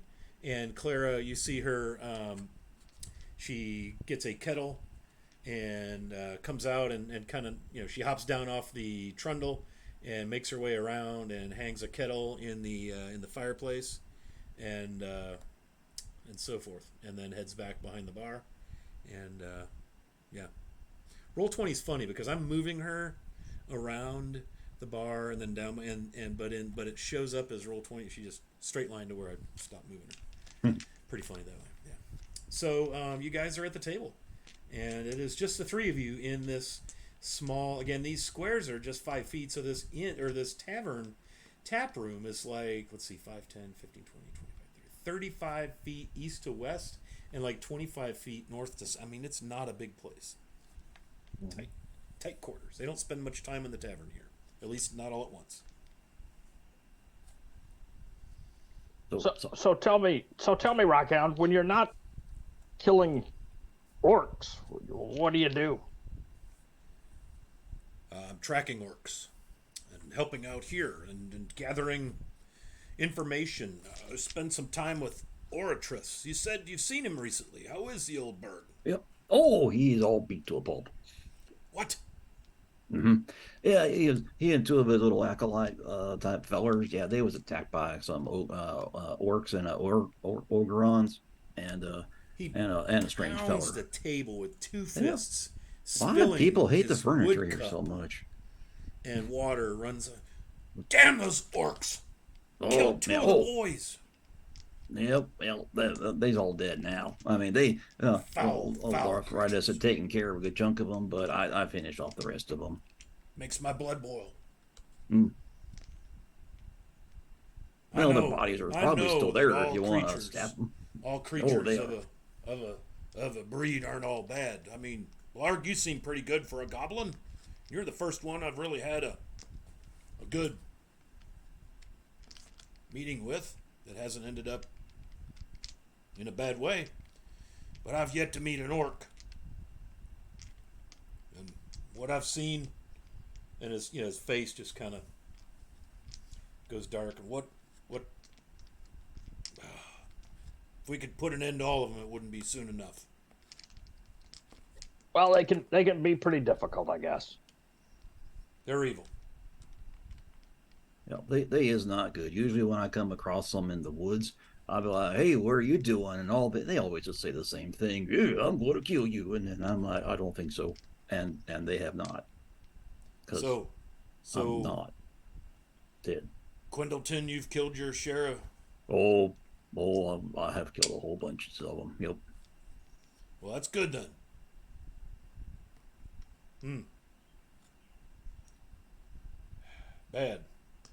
Bad critters. Oh, yep. Seen some bad things. They do make a nice thunking sound. Hit it with an axe, though. Well, I found a cavern along the river. We'll see how this thing for the Castellan pans out. But I might enlist your help. I found a cavern upriver. Well, upriver, not in the direction we're heading. And I've seen orcs coming in and out of there. We're going to need to go visit that place. The three of us. I do believe. If you're game. We'll see. Sounds good Well, to let's me, see. but we should probably check on the old druid feller first, so. Yeah, Yes. we should see how this mission for the Yes. Castellan goes. Absolutely agree. Any idea any idea what these orcs and orogs? I mean, I hear they're I don't know, escorting, for lack of a better word, dwarvish like creatures. Any idea what they are? Who Where they are? where did you come by that The information? Castellan. The Castellan mentioned it. The scouts have reported that they see ogres, or not ogres, orcs and ogrelons. He kind of laughs. Yeah, I I respect Castellan Ferric, and I'd do anything for him, but he doesn't he doesn't bring me in on all the details.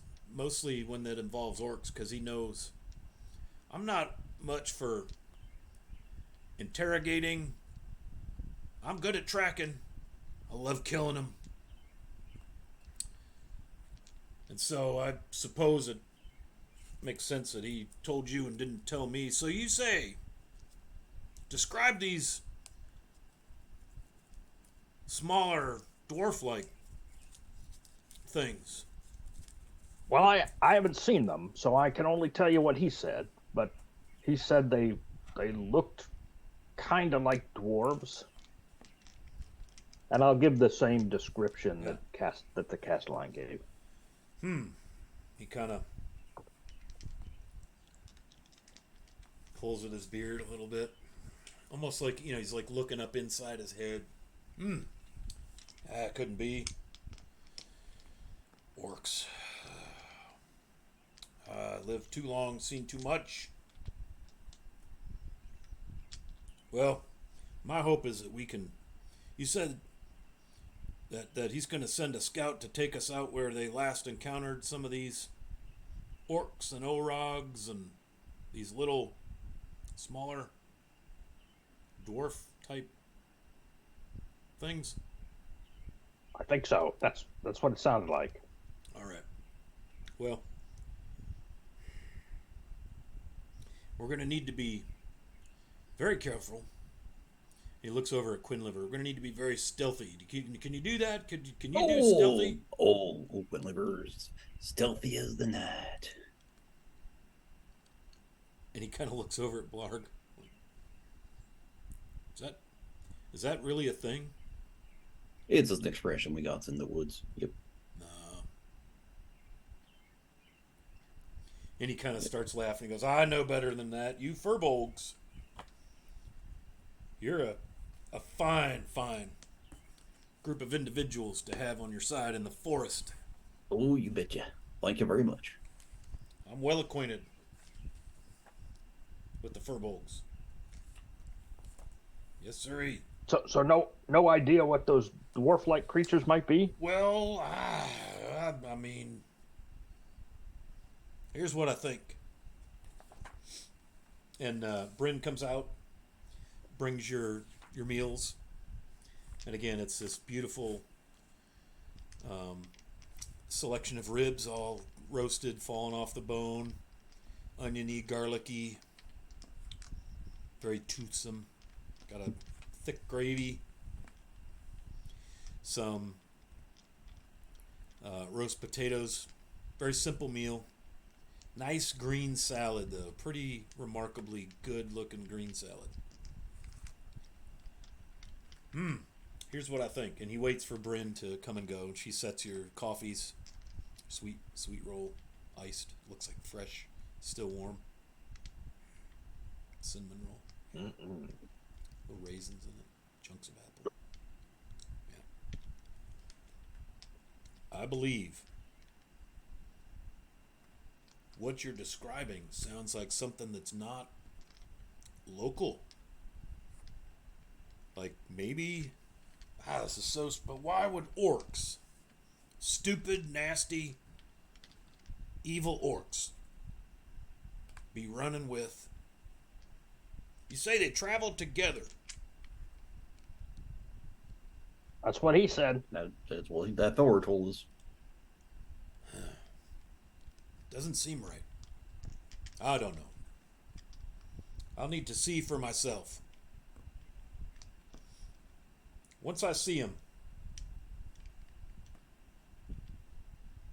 I'll know. but not a dwarf. I don't think so. Dwarfs absolutely hate orcs, just like I do. So I don't think any dwarfs would be willingly traveling along. What if they were captives? That sounds more like it. I know scores of dwarves have been hauled down out of the hollow highlands over the years. Clearly they weren't doing any farming. Kind of chuckles.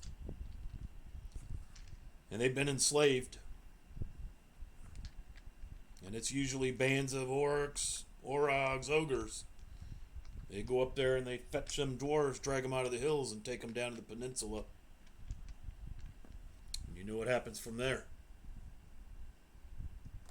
So Lannick tells me you know a little bit about the Brotherhood. Yeah, I do. I wonder if they can be hobbit dwarves.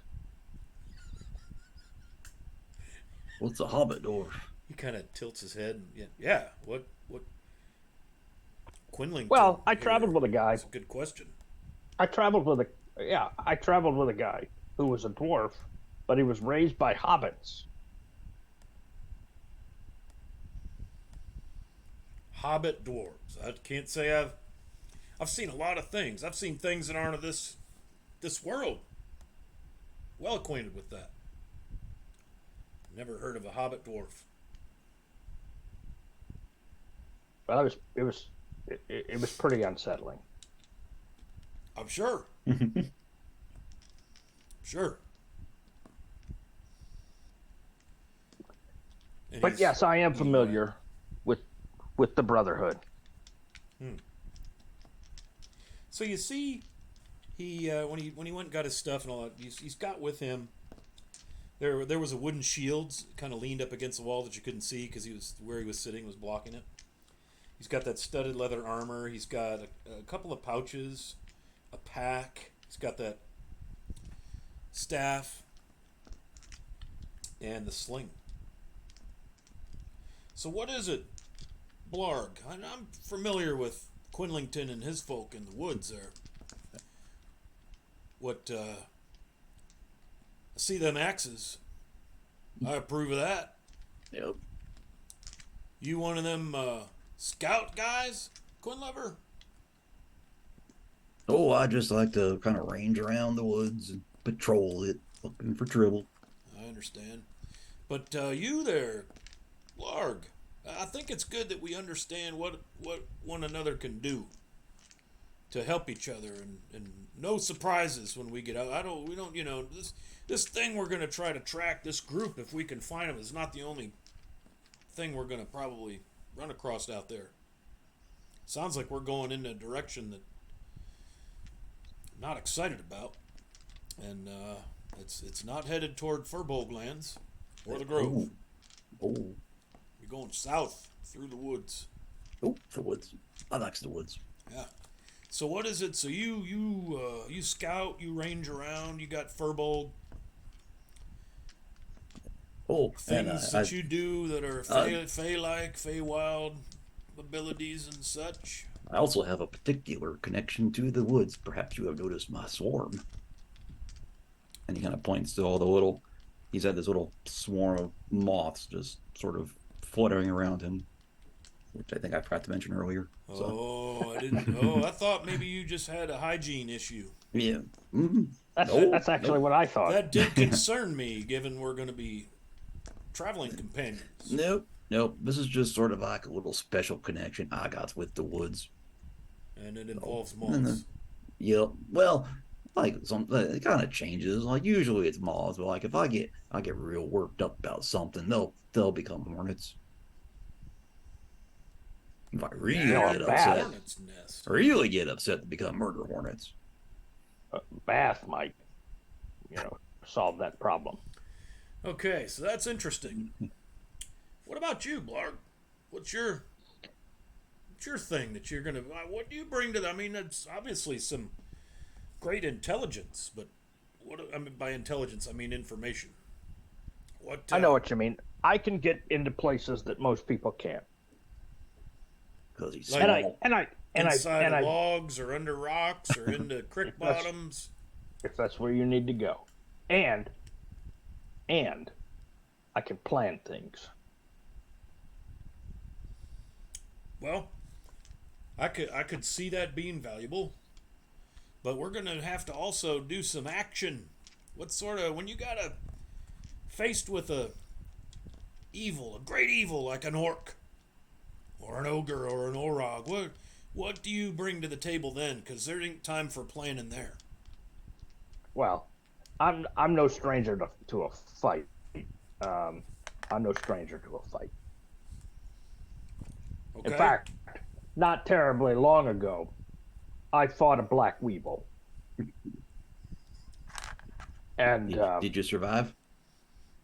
well, probably. What? I sure hope so. Okay, I'll go ahead and ask. What, pray tell, is a black weevil? You talking one of them cotton things, them bugs up north? No. I mean, surely you know how Earth was formed. Blarg, I'm a druid. I know. Okay, so then you know that when the gods decided to populate Earth, they populated it with goblins and weevils. And since that time,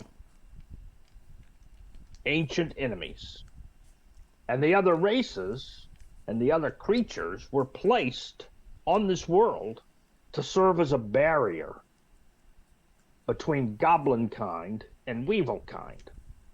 And so these weevils are far less populous than a goblin, but they're evil and they're ferocious. And anyway, I fought one. It was an incredibly good swimmer, as it turns out. I have to say, Did you fight it alone, or did you have some friends with you? No, I had some companions with Did they all survive? I'm just kind of curious. well, probably. That is reassuring. There was a wizard feller. Not sure he probably made it, but That's disturbing. maybe he did. I don't. That part of the story is hazy right now. It's a little fuzzy. there are many hazy things. I'd like a sip of that coffee you're drinking. If I'm being totally honest. 'Cause Well, I've never listen. I know a thing or two. I've been around. Well, the Rockhound isn't my only nickname. I gave myself as a result of some things long ago when I was just a young lad. I gave myself my own nickname. The Guardian of the Fae. And I know some things, and I've never heard of a weevil, and I've never heard tell that goblins are the master race or the original race on Earth. not master race, but one of the originals. And you know, I think we can both agree that hopefully we'll never run into one. A goblin? No, a weevil. Chances are probably good we'll run into a goblin. I Well, mean, if you already have. If you're courting the Brotherhood, that's a guaranteed. Yeah. So, Well- in any event, I fought one of the most terrible, fearsome beasts there can be, and I probably survived it. And you say that was a weevil. What did this weevil look like? I've never heard of a weevil, and I'm a man of nature. Well, they're Learned man of nature of great power.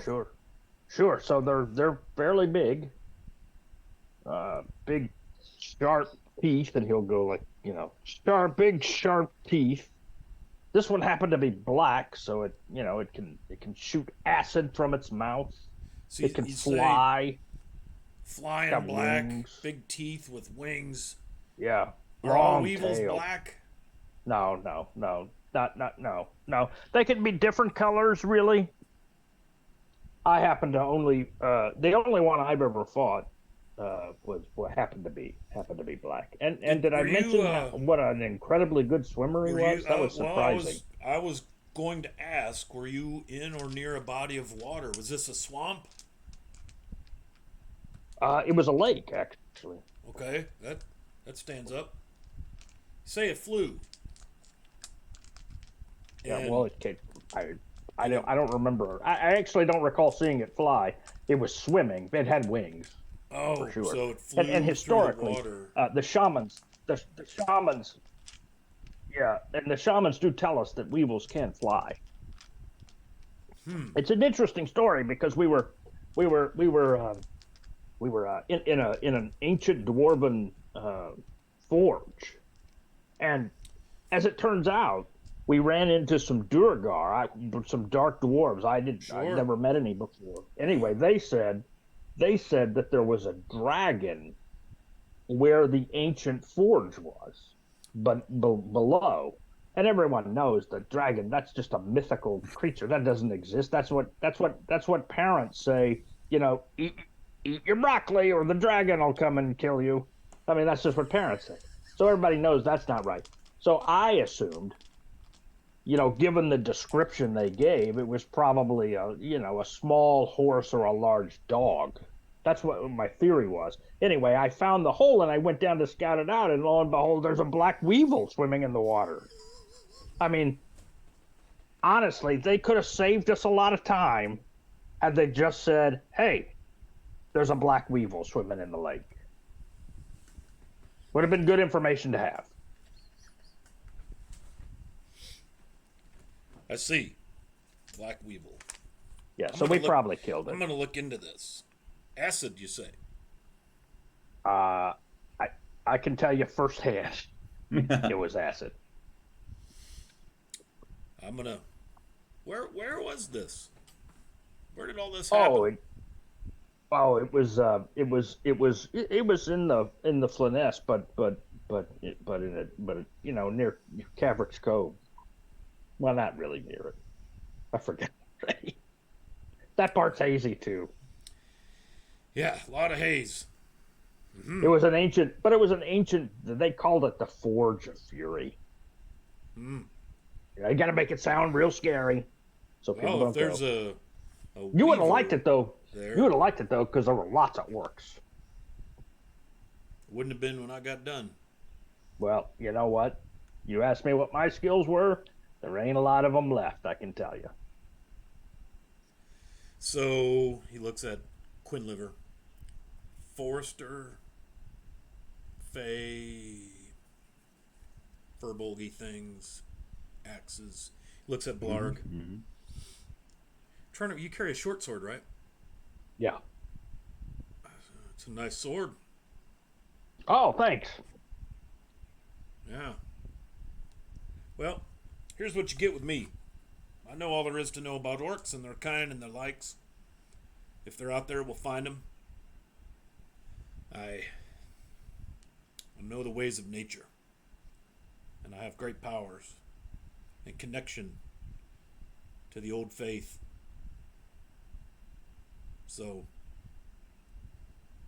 to the elements, to the very stuff of the earth itself.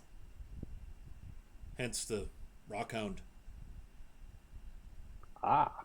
So we may actually work well, Oh, or not. I think so. No, I think it'll be fine. I trust I- it. I trust the judgment of Castellan Ferric. Yeah. He seemed like a great shooter. I didn't know you could give yourself a nickname. I wish I'd known that earlier in life. I was young. There was an incident. I used to spend some time in the Feywild as a youth, as a child. My parents were connected with some elves and some. We spent a significant amount of time in the Feywild. I traveled with a wizard who said he was from the Feywild. I think. You told me. was You all- told me the wizard feller was from the Shadowfell. Shadowfell. Oh, so I'm totally wrong. Never mind. I get those two confused. He was real pale. Oh, if only our audience realized how Funny many looking. inside jokes we got going here right now. Right. So it goes. Your meal is wonderful. It's kind of remarkably good for being this far out on the borderlands, out on the edge of the wilds. And you just spend some time getting to know one another, and you find the Rockhound, albeit fairly gruff and judgmental and a bit sour. You find him to be an interesting character, and you're probably fairly happy you got him with you, given the nature of your assignment from the Castellan. So, gosh, it's 20 till 7. It's probably time to start wrapping this up. So I think we'll break right here with the idea of you guys. It's dark. You guys all get up, kind of head out the door of the tavern, make your way out of the keep, and cross the drawbridge after they lower it for you, and make your way into the night. And that's where we'll pull the curtain on our very first session of Sounds good. How Comes the Darkness. Phew, that's a lot of role playing. Yeah, that was fun. Great, guys. Thank you very much for doing that. It was fun. Very cool. My pleasure. Very much. So this game is going to run on a fairly regular-ish basis. We have to decide if we're going to go weekly or bi-weekly or what, but we're probably thinking Sunday afternoons. And every now and then, sprinkled in there, is going to be this sort of prequel to this game, Secrets of the Flennes. I sure hope Blarg survives the featuring legal fight. Blarg. That'll make this all real awkward. Yeah, right. If that doesn't go well, this could be if Blarg isn't here in the next episode, you'll know that the Secrets of the Flennes Weevil encounter did not end well for Blarg. I just guaranteed success. Yep. That is awesome.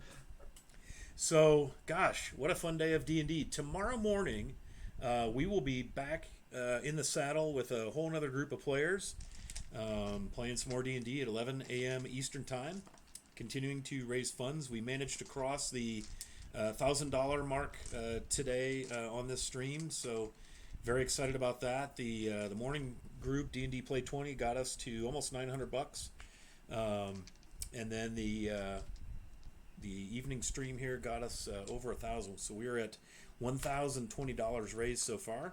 Again, to benefit my brother who owns that gaming collectibles store in Illinois with the fire they've had recently. So all donations and help are much appreciated. Let's do some outros here before we wrap up. I got a little giveaway to do. Carl, where can the world find you when you're not playing Quinliver in this game? Or what else do we need to know about you? Yes, well, thank you very much. Thanks for getting this one up and running. This was a lot of fun. I have played this character before in a non-streamed game, so I'm super excited just to unleash him onto the whole streaming world here. On Discord, I am Carnage, at least currently, unless they make me change my name. I have not received a notification yet. Carnage with a K. You can also find me here at a very regular, sporadic Secrets of the Flennes game where I do not play a wizard, play an arcane archer. Other than that, I have just kind of started playing a non-stream Thursday night game, so where I actually do play a wizard, but you'll never see it. So haha. And this was a lot of fun. I think this is a good start to a 43-year campaign. So. Holy cow, are we going to be old?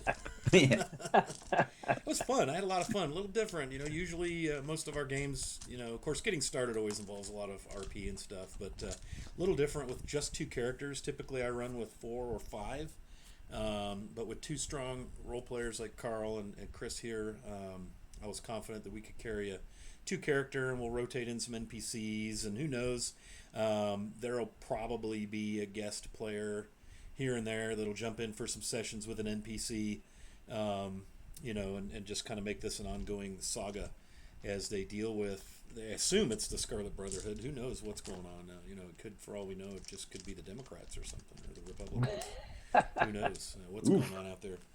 You mentioned weevils after all. So, Chris, what do we need to know about you, man? Hey, everybody. Guest stars, or meat shields, as I like to call them. I'm Chris WikiVA on Discord and Twitch. Like Carl said, I play in the Secrets of the Flyness game too, which is now a once a month stream starting in July.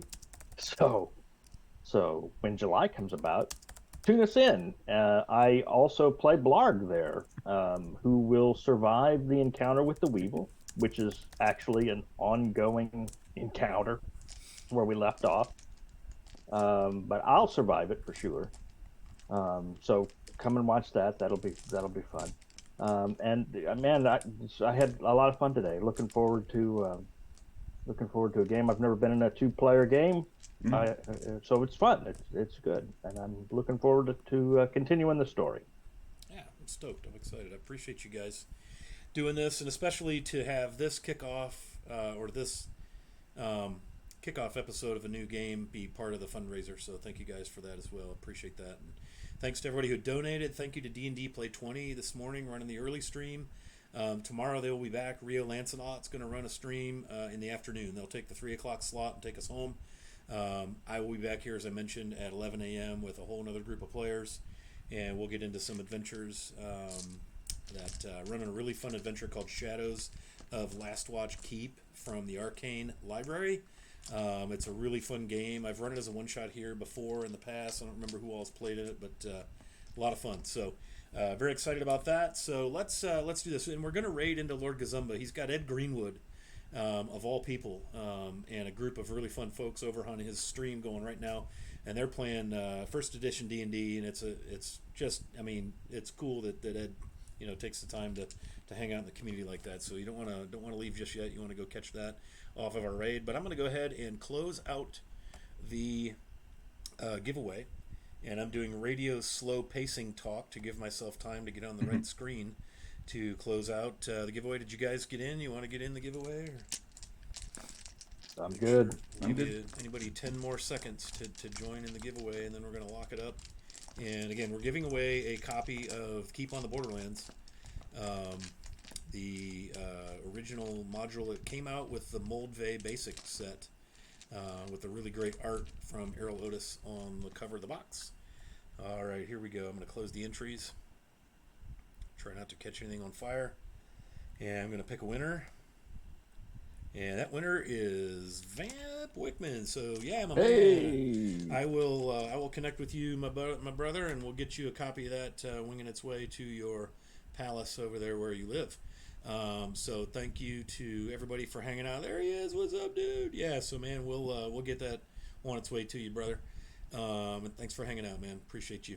So I'm gonna go ahead and see if I can find the raid button, and when I find it, I am going to mash it. I'm going to mash it so hard. Stream manager. No, that's not it. Settings. Where is it? Layout 1. Slow raid. Reset to default. Why can't I find my raid button? The people in the pattern. That's nice. You're a winner. Why can't I find my raid button? Did they hide it? Quick action. Bear with me, guys. It seems that Twitch has updated and changed a little bit since the last time I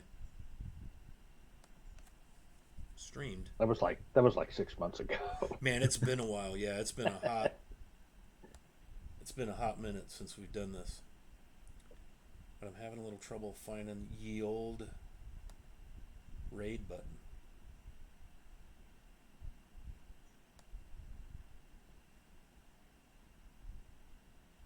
Raid channel, there we go. I'm going to close that. Well, this is awkward.